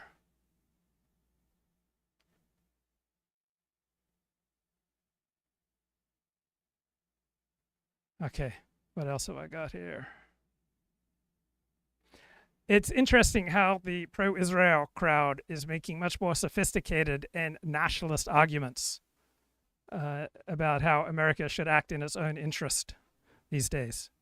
And this is the leader of national conservatism and the author of a well-received book on nationalism, Yoram Hazony. Founding of the nationalism movement that has swept up so much of Europe and, of course, the United States administration.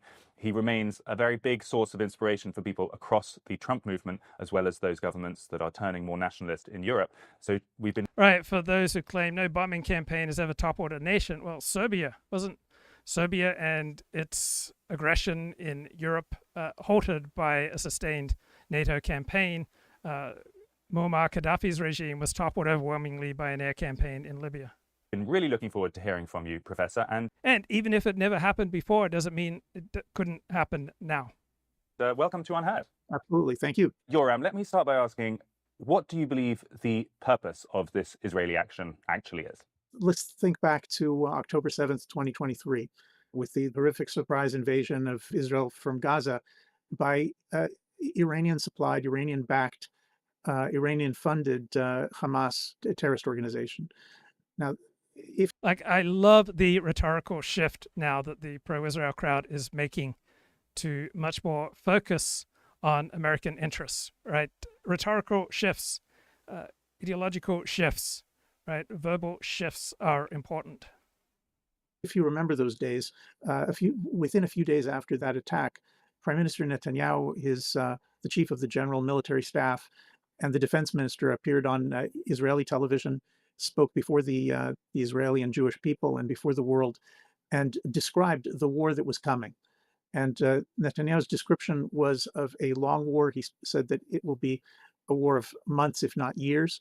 And so this conversation took place about 6 days ago, well before Trump bombed Iran. The outline was already there. It was clear that the source of this horrific atrocity was in Iran, and that the goal would have to be to peel back stage by stage the protective layers of Iranian proxies that had been built up over 25 years on Israel's borders, and then eventually to take the war to Iran. So what we are seeing now over the last few days is the culmination of that Israeli campaign that was promised back in those days. Israel has, in fact, been at war with Iran for decades, but the stage at which the Iranians thought that they would be able to move quickly to destroy Israel, we finally reached there. And the Israeli public, left and right, is completely united around the clear understanding that this is a genocidal regime which has promised to destroy Israel many, many times on a daily basis, chance death to Israel. And Israel can't live with an Iranian nuclear weapon. Israel can't live with ballistic missiles that can carry nuclear warheads and can reach the state of Israel. And by the way, reach plenty of other countries as well. But our interest at the moment is absolutely clear. It's been the same as it has been for the last 2 years, which is to eliminate Iran's nuclear capacity. Do you think that is an achievable objective? There's the specific question of nuclear capacity that can be eroded, if not completely destroyed. But the underlying question, which you started with, which is why does this regime continue to fund proxies that are intent on the destruction of Israel? Will that be helped or hindered by bombing Iran? I mean, even if it's successful in the short term, won't Israel just increase the enmity that that regime feels towards Israel? It's a completely fair question, but I hope you don't mind. So what is fueling Israel's war against Iran? In particular, what is the fuel for Israel's pilots who are demonstrating stunning command over the past 10 days? Might be caffeine, might be modafinil, might be Adderall, but the greatest source of strength and fuel and energy is a collective sense of purpose, a sense of national cohesion. Pretty much the entire Israeli nation is united behind this war against Iran. It's going swimmingly well, and that collective sense of cohesion and purpose riding high on a wave of success, I suspect that's the greatest fuel. And if mind a frank answer, when somebody's developing nuclear weapons with the declared explicit aim of eradicating you and your children and your entire population, then you don't worry about making them matter. They're already at maximum. And so the things can only improve from where they are right now from the perspective of the state of Israel. With regard to your particular question, is it possible for us to achieve the elimination of Iran's nuclear program? The answer is absolutely yes. So I don't have an opinion on whether Israel did the right thing in going to war with Iran. I don't have an opinion on who's right about the intelligence with regard to Iran getting a nuclear weapon. And I do not have an opinion on the wisdom of Donald Trump bombing Iranian nuclear facilities. It's possible. I'm not saying that it's simple, because as you know, some of these facilities are buried deep underground, under mountains. The options for Israel to attack those facilities alone, they do exist. There's a number of possible ways in which, even under Fordow and other sites buried deep underground, there are ways that, given time, Israel should be able to do this alone. But of course, these days, there's also the question that the Americans are going to be deciding about whether they are going to join into the campaign. This is not something I would call for. It's not something I would ever ask for. The Americans have to make that decision themselves. But one of the possible ways that this is going to unfold is that President Trump decides that it's in the American national interest, and that they assist with the particularly difficult aspects of this campaign. I mean, this is now getting to the heart of it, because there's a lot of paranoia and allegations around this, that actually all of this is a precursor to involving the US directly. I mean, do you believe that it is Israel's objective to get the Americans directly involved? Because, as you seem to imply, they're kind of necessary to complete the job as regards the nuclear facilities. No, I don't think that they're necessary. That's certainly not Israel's official position. And I believe Israel's official position is in fact realistic. My friend, the foreign minister, Gideon Sa'ar, and the national security advisor, Tzachi Hanegbi, both of them have clarified in the last couple of days that this campaign has been designed by Israel to end the Iranian nuclear program on the basis of Israel alone. And So Israel has told Iran that it's willing to have a ceasefire. Right? If Iran halts attacks and indicates a desire for a ceasefire, Israel is now willing to agree. The details of this, I don't think it's responsible for me to go too far into this, but suffice to say that Israel in the last 2 years has practiced, this is a matter of public knowledge, anyone can check this, different techniques for using the arsenal that Israel has at this time for tunneling deep underground. We've used that effectively against the Hezbollah, and also for ground operations against. These are extremely diverse movements where there's been a great deal of openness on many different subjects. The nationalist conservatives have always had internal disagreements on issues like appropriate foreign policy. We're united in thinking that the global liberal empire, if you can call it that. So the United States has called on China to stop Iran from closing the Strait of Hormuz. If Iran did this, it'd be devastating for the Chinese economy. The idea that America has to be the world's policeman and to engage in conflicts in every corner of the world in order to spread liberalism, that's obviously been extremely controversial. And everyone on the nationalist right is skeptical of those those old liberal internationalist policies. But the question of whether the United States... So Netanyahu has been asked about the reports of nuclear warheads transferred from North Korea to Iran, and he refused to comment. Should become, kind of like a pacifist nation, a country that that does not support wars and does not get involved with wars at all. Well, that question has come to a head in the last few months, and look, there's always been different. So military analysts in Israel believe that Fordo sustained serious damage, but has not been completely destroyed. Different schools on this. One school, we could call it the Trump doctrine school, advocated by thinkers like Michael Anton and myself and others. The Trump doctrine, as it was discussed in 2018, 2019, and going forward, was not a doctrine of pacifism. It was a doctrine of building up regional allies in different places of the world and allowing them the freedom to protect their own interests, and in so doing to protect American and Western interests. So this discussion has been not just with respect to Israel, but with respect to the UK, to Poland, India, Australia, Japan, maybe Greece. There are plenty of countries in the world that either have the ability or potentially have the ability to play the role of. So Nancy Pelosi was all on board with bombing Gaddafi, right? She commended Barack Obama for his leadership. Right? She was down with bombs on Libya without congressional authorization, but now she's saying the president ignored the Constitution by unilaterally engaging our military without congressional authorization.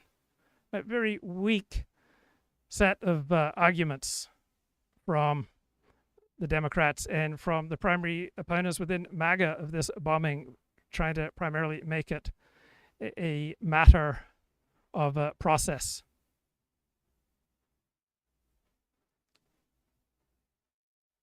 So let's have a look here at some of the smartest, sharpest things that I've found on the platform X.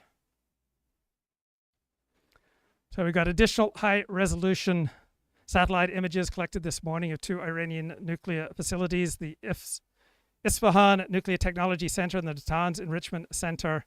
So we see extensive damage. Now with regard to Fordo, right, we see the aftermath, several large diameter holes, craters seen on top of a ridge over the underground complex.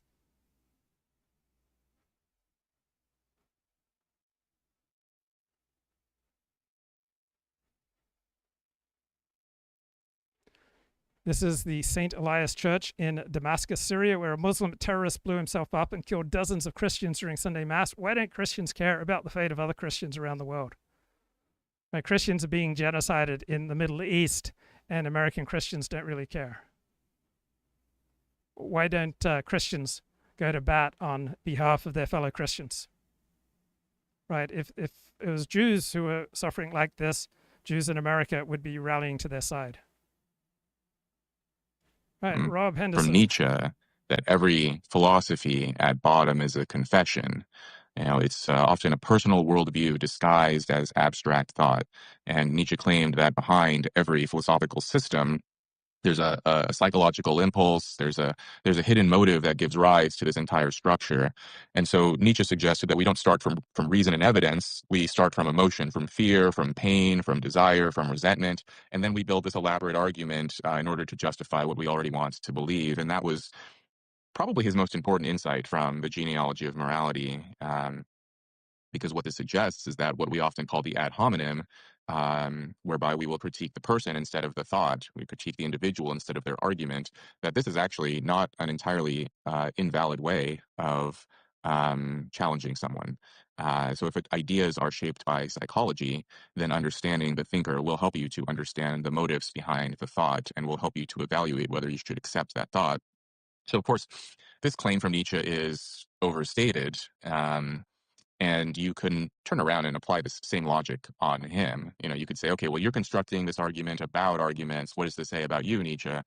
Fine, fair enough. But the core idea that he delivers here is still useful, that even the most elevated ideas in philosophy, especially when it comes to frameworks around how to understand other human beings. Often those ideas are rooted in something personal. So if you want to understand a belief system, look at the person who holds it and not just what they say, but why they are saying it. And of course, when it comes to sort of abstract, non-personal, non-human realms, the way that the cosmos work, or, the distance between stars in different galaxies, that kind of thing, there's probably not a huge kind of personal psychology driving that in terms of, competing arguments in cosmology or astronomy or astrophysics or something like that. But when it comes to understanding human beings, often there's something deeply personal underlying why people have constructed their elaborate frameworks. Just barely made it back in time to continue with posts I found on Twitter. Anti-Trump, pro-Iran protesters currently outside of the White House chanting "Hands off Iran," waving Iranian flags and socialist signs. Protest was organized by groups associated with George Soros and the Muslim Brotherhood. Imagine being a Trump supporter and repeating the left's anti-Trump, pro-Iran talking points. Traitors and idiots, says Laura Luma. And we've got the B-2 stealth bombers flying here over Wildwood, New Jersey today, reportedly returning from their mission over Iran. Yossi Cohen, former head of Mossad, says, I estimate that the attack last night completely stopped the nuclear program of Iran. Netanyahu says Israel won't be dragged into a war of attrition, but it also won't end the Iran campaign prematurely. Iran threatening to close the Strait of Hormuz. That used to be a bigger deal when their airspace wasn't controlled by a hostile nation. Stopping them from doing it by force is a big ask in peacetime. Now, not so much. You see Indians here stomping on Turkish and Pakistani flags during boycott demonstrations. Here's before and after Iran's Natanz nuclear facility. North Carolina Democratic Party held a drag show today at their headquarters. One of the drag queens they hired shared this bizarre post about stomping on fascist faces. Now, can we start dropping some bombs on the cartels in Mexico? And here's a disaffected Democrat. I want to dispel one more notion. Oh, what about the War Powers Act? You don't have congressional authorization. You know how many drone strikes on foreign countries George W. Bush had? 51. You know how many drone strikes Barack Obama had on foreign countries? 375.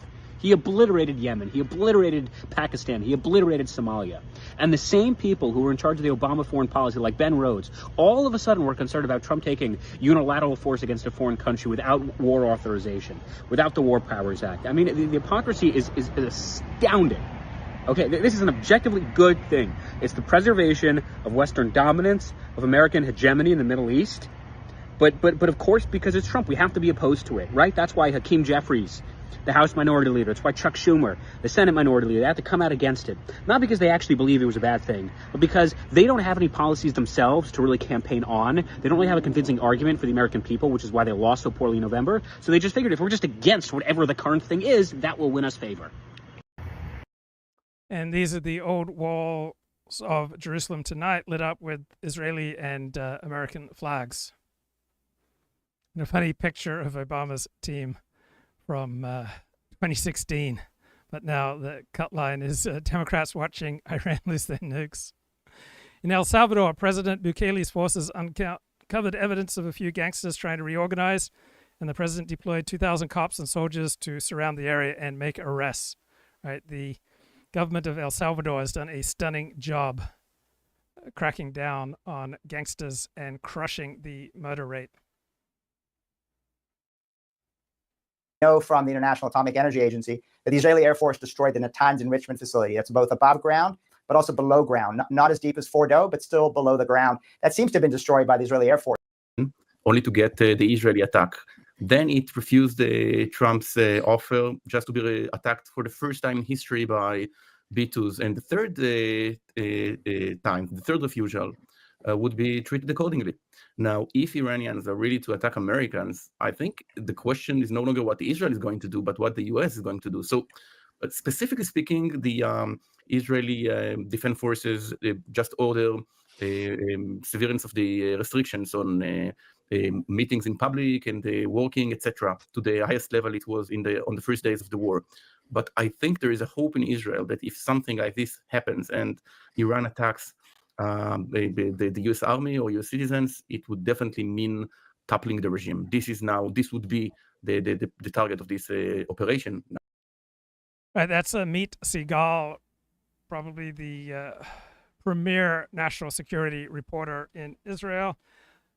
My favorite YouTube channel or any channel or just video media resource for staying up to date with this war. All right, good evening, folks. It's Enforcer Matt, and welcome back to another short war video. And today we have very big news coming out of the Middle East. Today we've gotten word that Iran's parliament has approved the closure of the Strait of Hormuz, and we await a final decision from Iran's National Security Council. Meanwhile, despite major airstrikes by the United States, it appears the Fordow nuclear site is not completely destroyed, and the Iranians might have evacuated the enriched uranium before the strikes even took place. We also have major news of a major Iranian attack on Israel this morning, and major counterattacks by the Israelis on a major Iranian airport. And finally, we have news that the Iranian proxy forces are likely preparing to retaliate on U.S. bases in the Middle East and in the domestic 50 states. So we have very big news today, and let's jump right into it in our first post here, which goes to Fightux Network. And this right here is probably our biggest story of the day. We are getting word from Al Arabia and Reuters that the Iranian parliament has approved the closure of the Strait of Hormuz, and the final decision rests with the national security authorities. Now, this is a very big deal right here, because of course closing the Strait of Hormuz, that would be a very aggressive action against the United States and the West, and would clearly target Western vessels trying to transit through the strait. So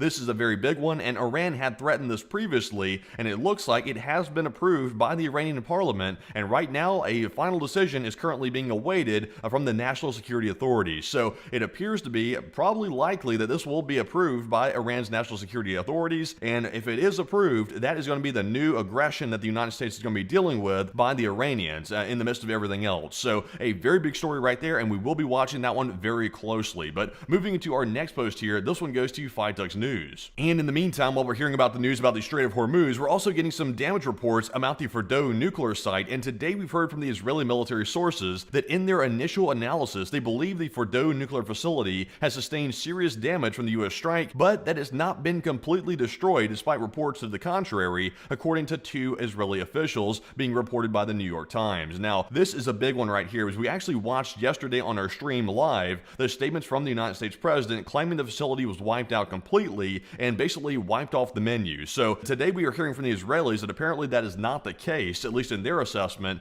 and it appears to be that while the facility was seriously damaged, it is not completely destroyed according to the Israelis. So that's going to cause a bit of an issue here, because the objective was to wipe out Fordow, to make sure there was no remnant of it left, so that way the Iranians couldn't fix it, rebuild it, and also start using it once again. But right now it appears that is not the case. So that is actually unfortunate news and kind of bad news right there, and it sounds like either a second strike is needed, or maybe they're just going to abandon the plans to destroy Fordow altogether. It's not really clear right now, but apparently it's not destroyed, so it's kind of bad news on that front. But moving on to our next post here, this one goes to John Pollock, and this right here might be the smoking gun at the Fordow nuclear facility, because it seems like the Iranians might have gotten tipped off somehow through their intelligence or maybe an inside source about these upcoming attacks on the Fordow nuclear facility, because right here we can see that in this post from John Pollock, there's apparently some Maxar satellite images showing a possible increase in logistics at Fordow. About 16 trucks were gathered on the 19th through the 20th of June, which is just a couple of days ago, and we also saw in these photos heavy machinery near the entrance to the main facility. So this is a bad sign. This indicates that somehow Iran knew this was coming, and they somehow evacuated some of the enriched uranium out of this facility based on these images we're seeing right here. So taking a look here at our first image, you can see there appears to be vehicles lined up in the road here right next to the Fordow facility, and it looks like there's maybe some heavy equipment, maybe dump trucks perhaps,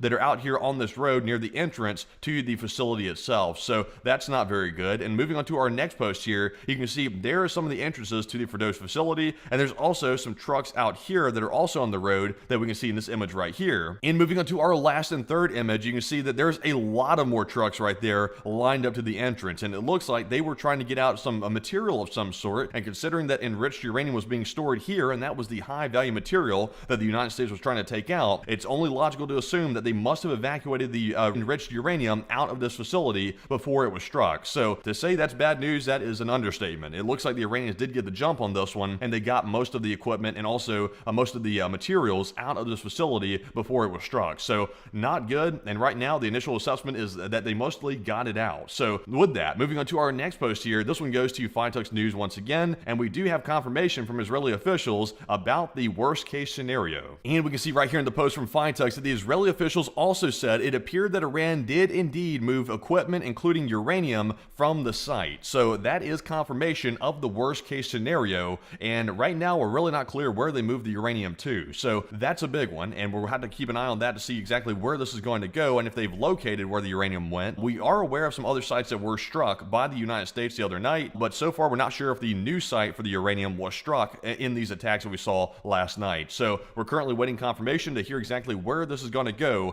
considering the fact that the uranium is now missing essentially. But moving into our next post here, this one goes to FITUX News once again. And we've also gotten some satellite footage of the Fordo nuclear facility, and it shows here the 6 mop entrance holes over the Fordo nuclear site. And we see right here in the imagery, which was provided by FITUX News from Maxar, you can see there are 3, and there's another 3 down here at the bottom. These are the mop entrance holes, the major munitions that were dropped by the B-2 stealth bombers on this facility. You can see there is the damage from them on each side of the entrances here. So we were told that the B-2s were actually targeting the very sensitive areas of this facility, mainly the ventilation shafts and things like that, which were weak points of this facility, so that way it could destroy it underneath. And apparently that was what was hit. It was the entrances to this facility that were struck mainly using these mop munitions. So a very big hit, and we can see that here from the satellite footage. But moving on to our next post, this one goes to Michael A. Horowitz. And real quick, just to recap what facilities were hit last night, it was the Natanz facility, the Isfahan facility, and the Fordo facility. We just got done looking at the damage to Fordo, so let's move on to the second one here. This is Natanz. We do have a video here from Michael showing Natanz about 20 kilometers.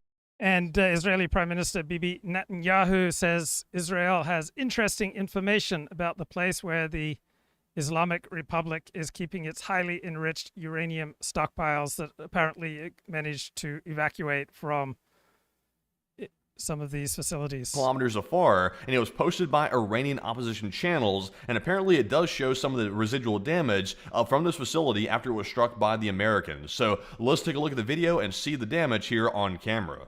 So as we can see right here, this is a very grainy video, but this is allegedly the Natanz facility about 20 kilometers away from a roadway, and it does appear to be that there's either a lot of smoke in the air or there's something clearly going on as a miss here, but we really can't see very much due to the distance from the road and also due to the grainy quality of the footage. So sadly we can't see much, but there is a small glimpse of what Natanz is currently looking like. It appears to be a hell of a lot of smoke in that area, if I am seeing that correctly through this very grainy potato footage right here. But very interesting to see from the roadway near Natanz. But moving into our next post here, this one goes to Clash Report, and we also got some satellite images of the Natanz facility after the mops were dropped on it. So taking a look at our first satellite image here, this is a before photo of the Natanz facility that we can see right here, and as you can see, there's clearly 2 major roadways and arteries here that are going through this facility on the top of it. But moving on to our after photo right here, you can see there is the damage from it. It looks like the top of the facility has been basically erased, and you see here one large hole in the middle of this facility, and it looks like the...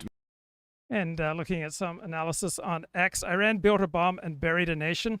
Iran's nuclear delusion didn't just drain budgets, it drained the land, it drained the people, it drained Iran's future. This isn't just bad policy, it's ecological betrayal.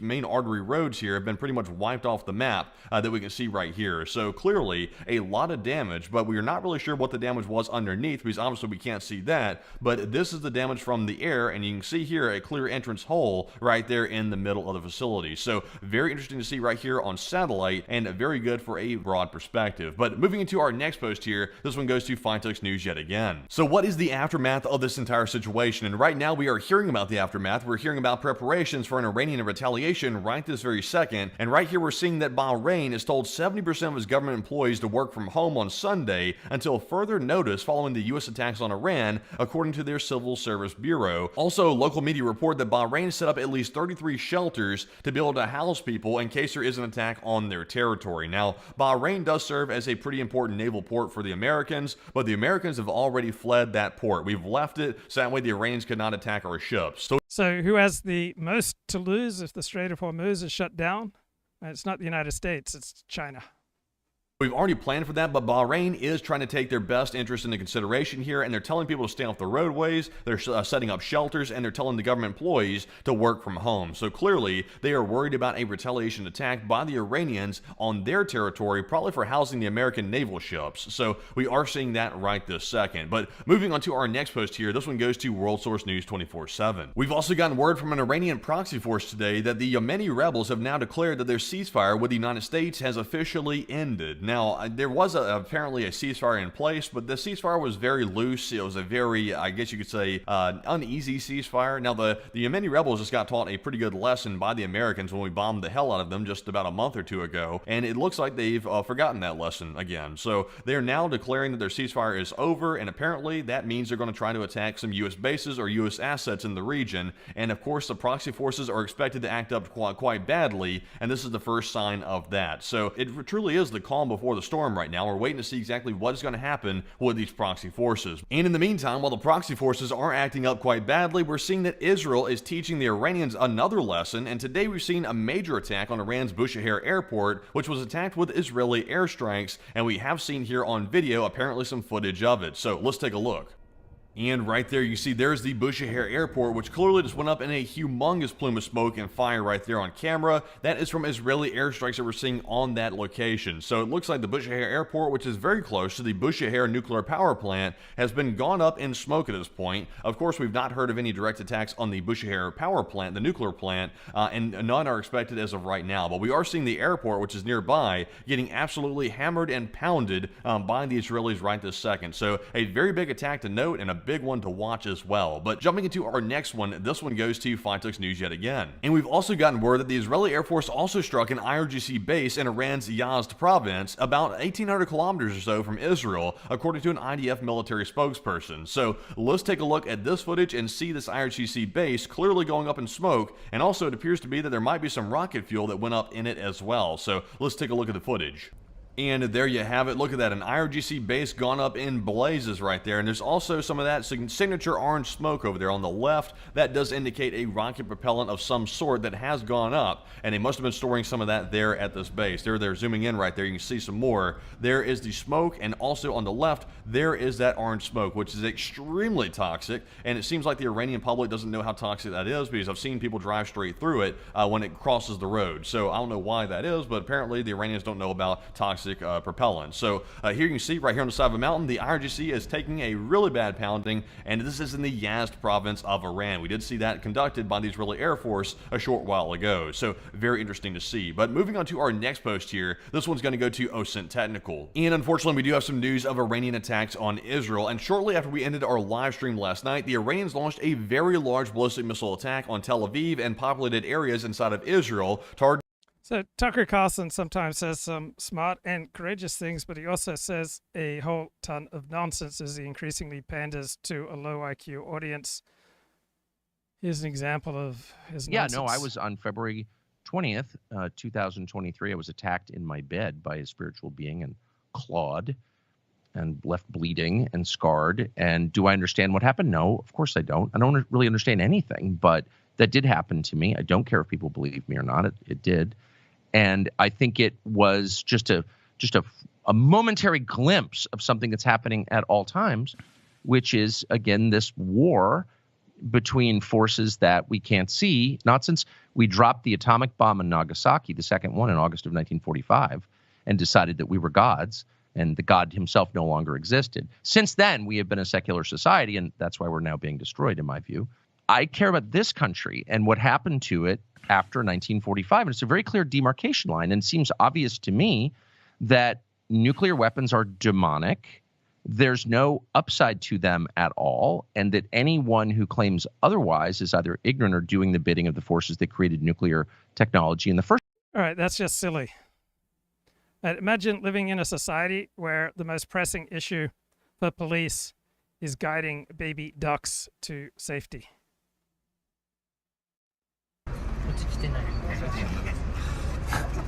I mean, the things that the Japanese police get to spend their time on. Right? I wish that the police in Los Angeles and Detroit and New York City and San Francisco could instead spend their time looking after baby ducks. Now a binational war. Barry, can I just jump in on toppling the regime? I spent 22 years of my life working on not only the nuclear issue, but how do we actually support the Iranian people? I think it's a big mistake for the Israelis to be messaging toppling the regime.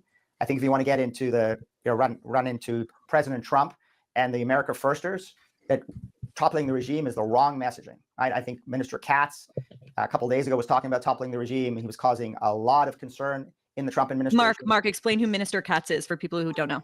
Yeah, sorry.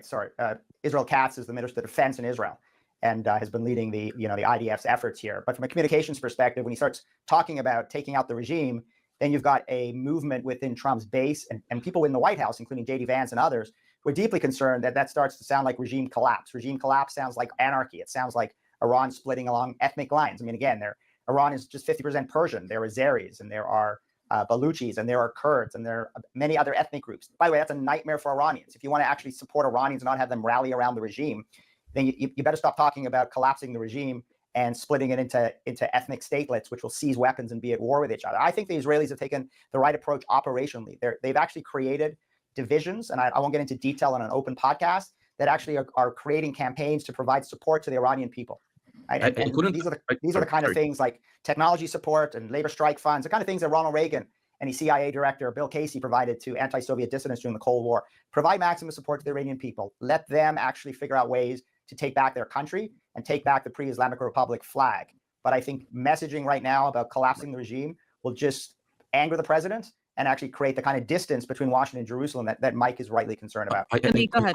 I couldn't agree more. I would just like to add that Minister Katz, when he said that, made Netanyahu very furious. I just meant that the next step, the next level in fighting Iran is actually toppling the regime, and I'll explain. What President Trump has just said is that he wants Iran to have peace, but then he had a carrot and a stick, and the stick says that if they don't, more hits would come, not from Israel, but from the U.S. I'll give you an example. For instance, what can Iran do in order to escalate the war against Israel? Nothing really.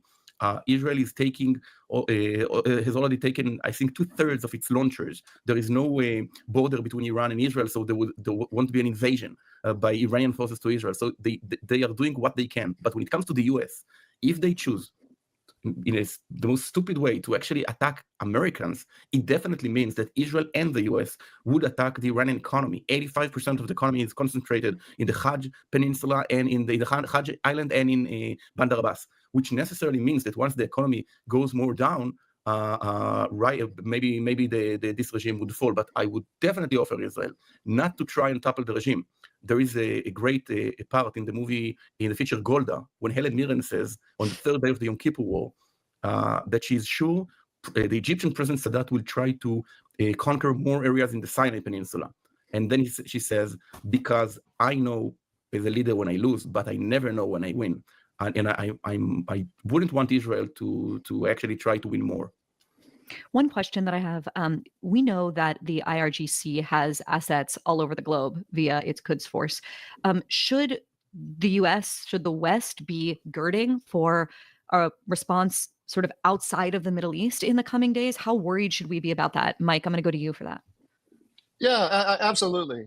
We should absolutely be worried about that. Everything that we know about Iran in the past, all past experience, has told us that they feel that the best defense is a good offense, and the terrorist attacks is one of the tools.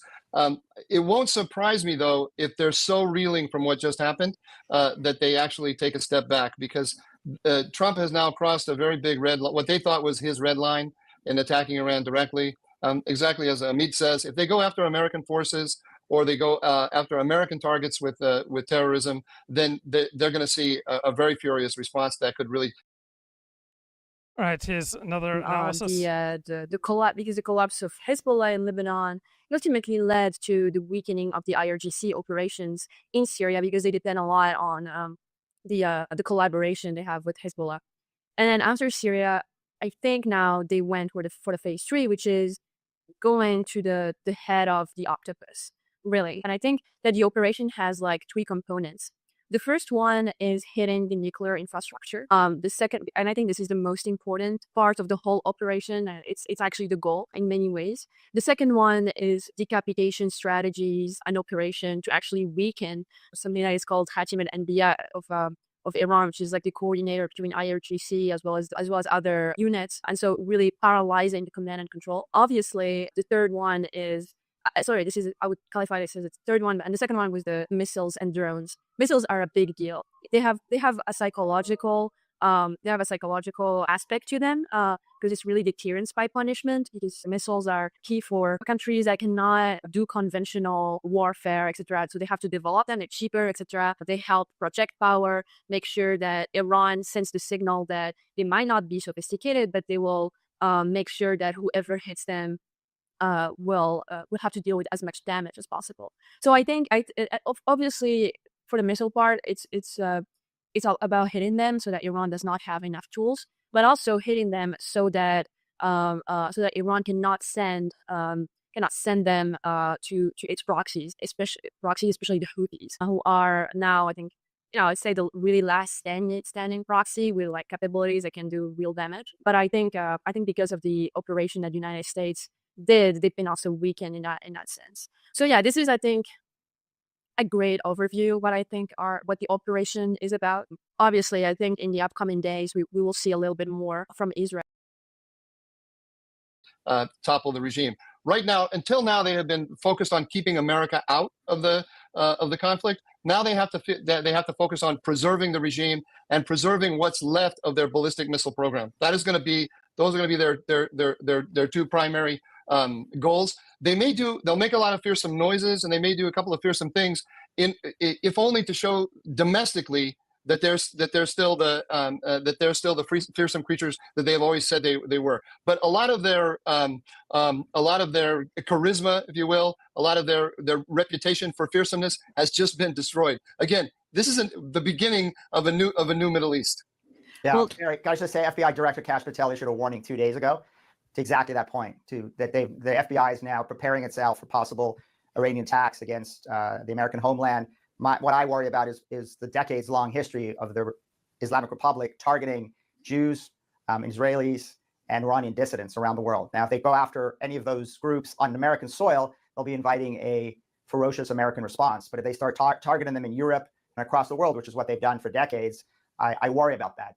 Soft targets, Jewish targets, Israeli targets, and certainly Iranian opposition, which has been speaking out against them, has been the target of assassination campaigns for many years, including on American soil.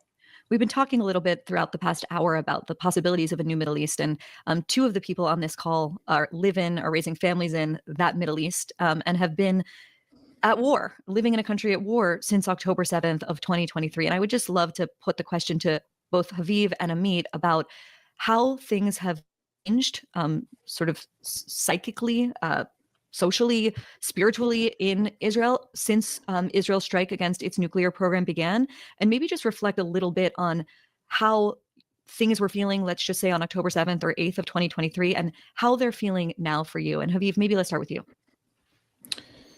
I think it's one more thing, it's one more in a never-ending kind of just for my kids. I mean, I have a 6-year-old daughter, and schools are shut down now, and she's at home, and we're all like in these.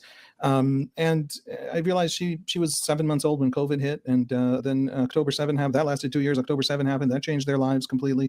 And now this. So someday I will tell them that most people around the world just live like regular lives and go to work every day all the time and go to school. And so there's a sense that this is a little bit of a fatalistic sense, but there's also a profound unity and a profound sense that there's been real damage to some buildings in Tel Aviv that created a lot of fear, a lot of potential, and TV reporters came to these sites and interviewed the people who survived these rocket falls that took down, a column of apartments.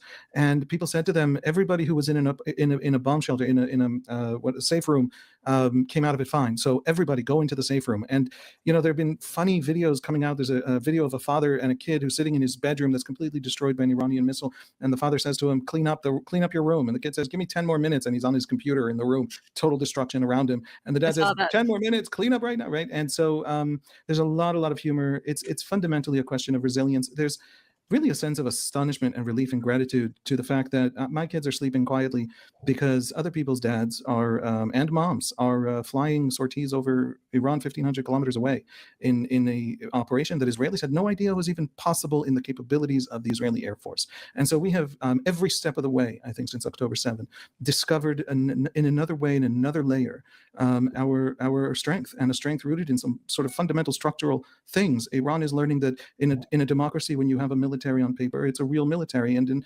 Iran, doesn't matter what you have on paper, the thing doesn't work, doesn't function, because it doesn't have those feedback loops. There's 1,000 ways that you can interpret this, but that's the basic story, that we have discovered that we are strong. We've learned it when we needed it. And there's a tremendous solidarity and strength that you're seeing in Israeli society. We can handle it longer than they can, is what we've discovered.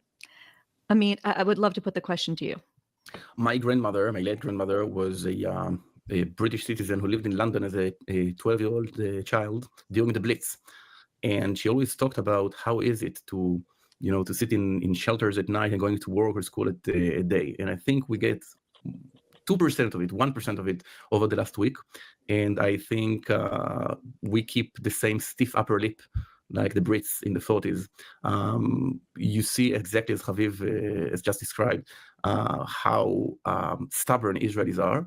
And I do see a difference between not having schools and working following October 7th and now. Then following October 7th, it was the experience of fear, of nightmare, of people checking if the door is locked at night because they were under the traumatic experience of thousands of terrorists and murderers actually invading peaceful Israeli villages and towns. And now I think it's out of strength. People understand that they have to take the hit for the team. And the team is the brave pilots, the brave soldiers, and I think the entire world.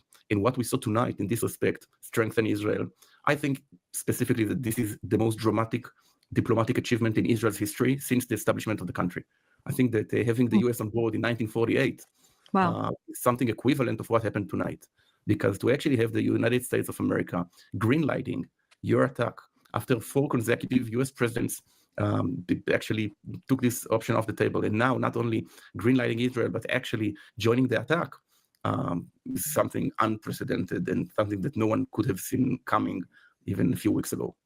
I mean, let's zoom out completely. If you told Sinwar, the mastermind of the October 7th attack, the massacre by Hamas, that he and his brother would be dead, that Nasrallah would be gone, that Hamas would be pretty much destroyed, that Hezbollah would be decimated, and that the US would enter the war in order to directly bomb Iran's nuclear program.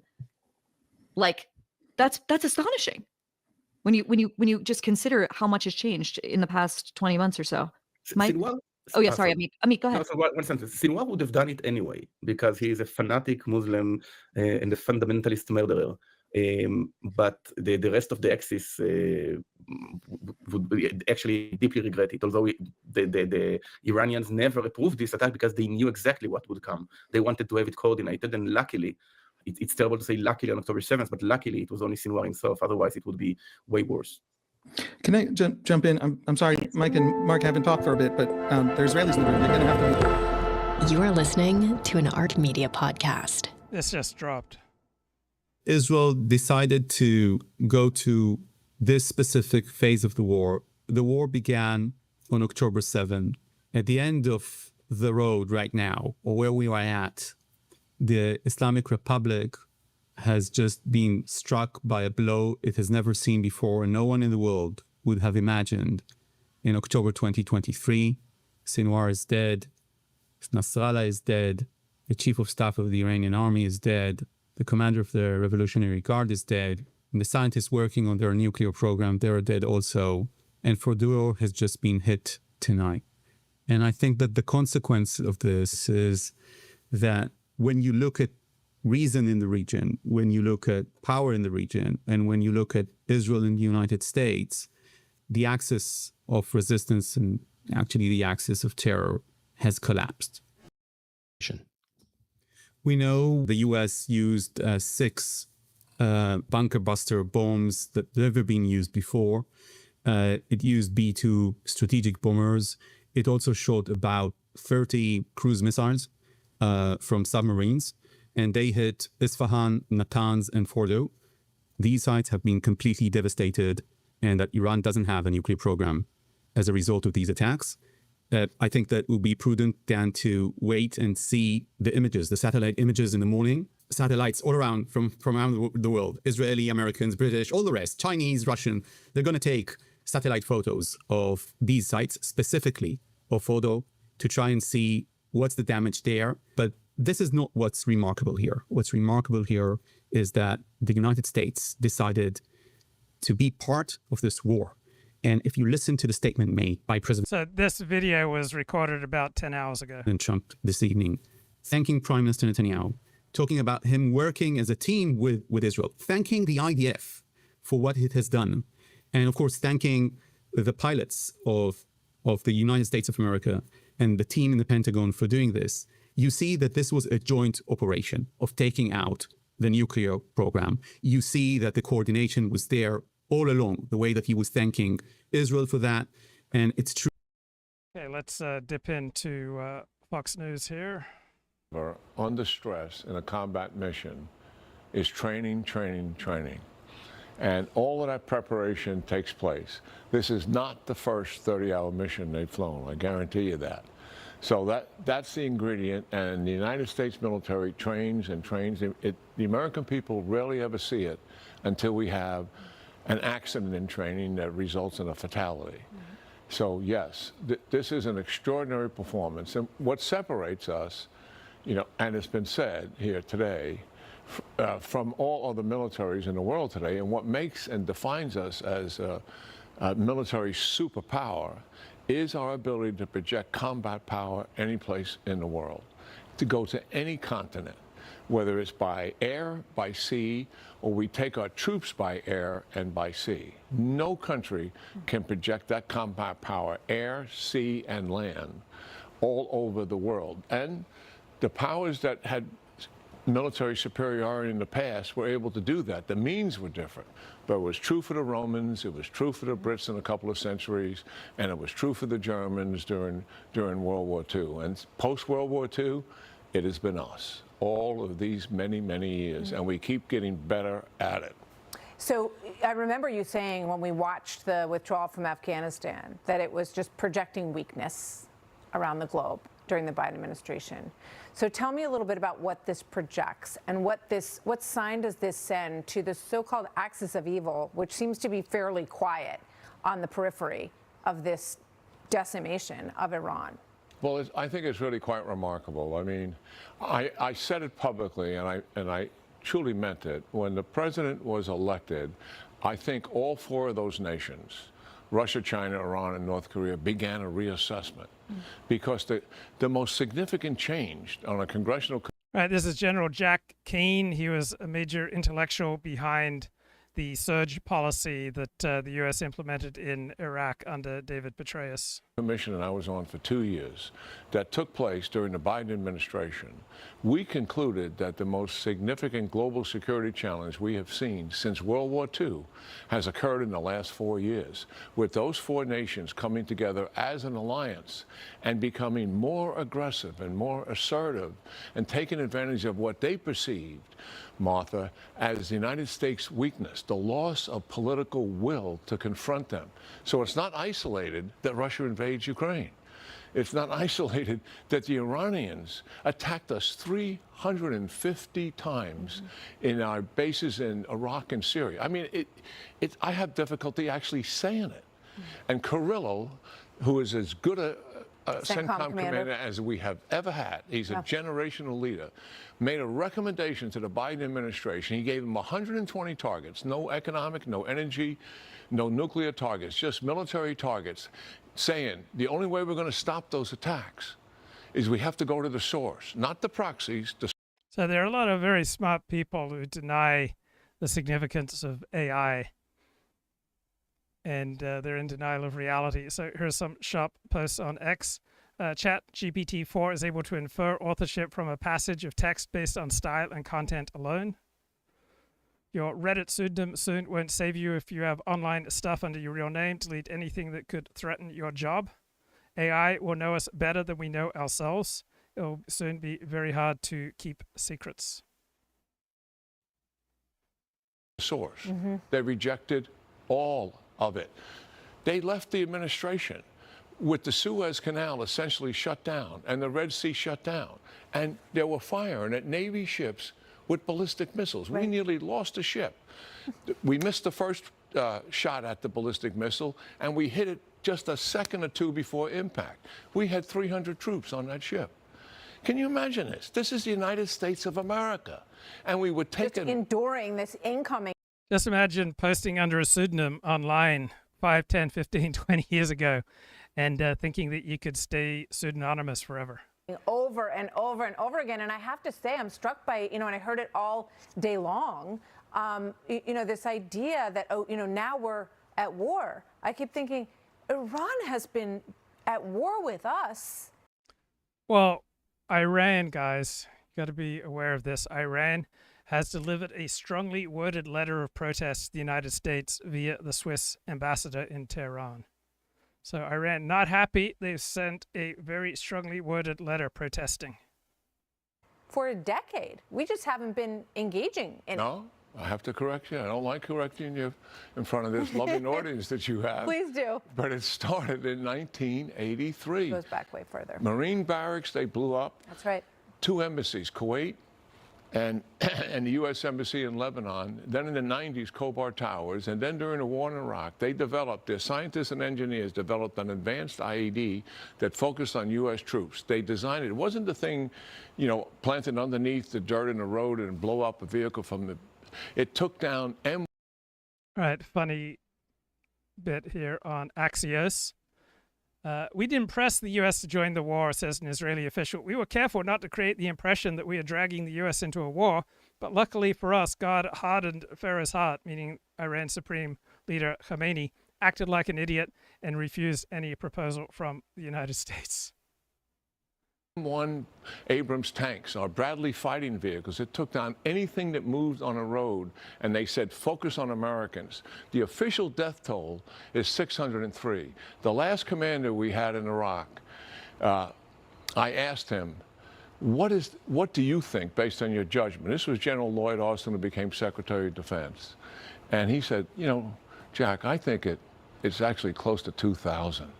Is my personal assessment of what took place. So they've killed thousands of us for all of these years. I'll tell you what, I actually got emotional over this attack because we finally have some sign of retribution for them killing us for so many years, and we just kept taking it on the chin. And we finally got back, even just for ourselves. Now, stopping a nuclear weapon, absolutely. Danger to Israel, danger to the region, danger to America, danger to Europe.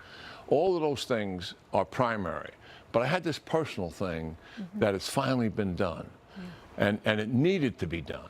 And I heard that in the voices of some veterans who were subject to those attacks or who lost their friends and could never understand why we did not retaliate against the Iranian regime, who was beating us up all over the place and wounding and sending people home, in caskets. And there was no response for such a long time.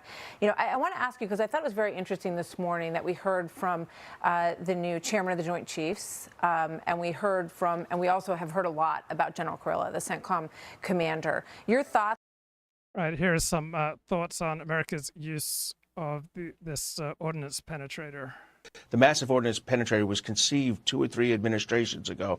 So the idea that we're finally using it is about time. We have cycled our forces through the Middle East so many times, particularly the Navy and the Air Force and the Army's air defenders, that it really impacts our readiness. So actually doing this strike now, there's a path through to not being so critically involved in the Middle East all the time, because we've removed the #1 threat to Middle East peace, the Iranian nuclear program. Now, as Mr. Albright said, more work is needed, but I think this is a very big first step, as General Kane said today.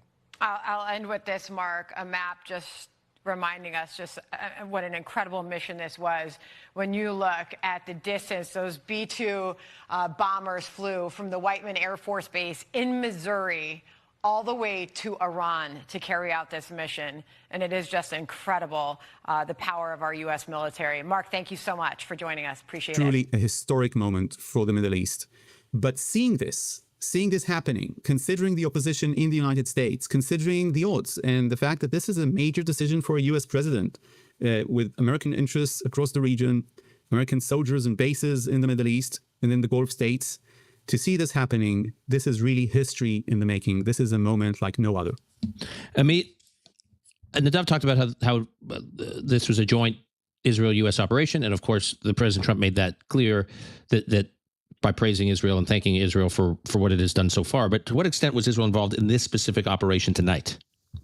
Maybe intelligence-wise, but I mean, it was quite ridiculous to follow the official statements by President Trump over the last few days, and of course, the various reports on the international media, when we already knew what it was following the Israeli attack, because we knew following June 13th, the Israeli attack, the beginning of the attack on Iran, that there is no correlation between what they say and what they do. We know for sure that they had green-lighted the Israeli attack way before, and at least that the U.S. had greenlit, yeah.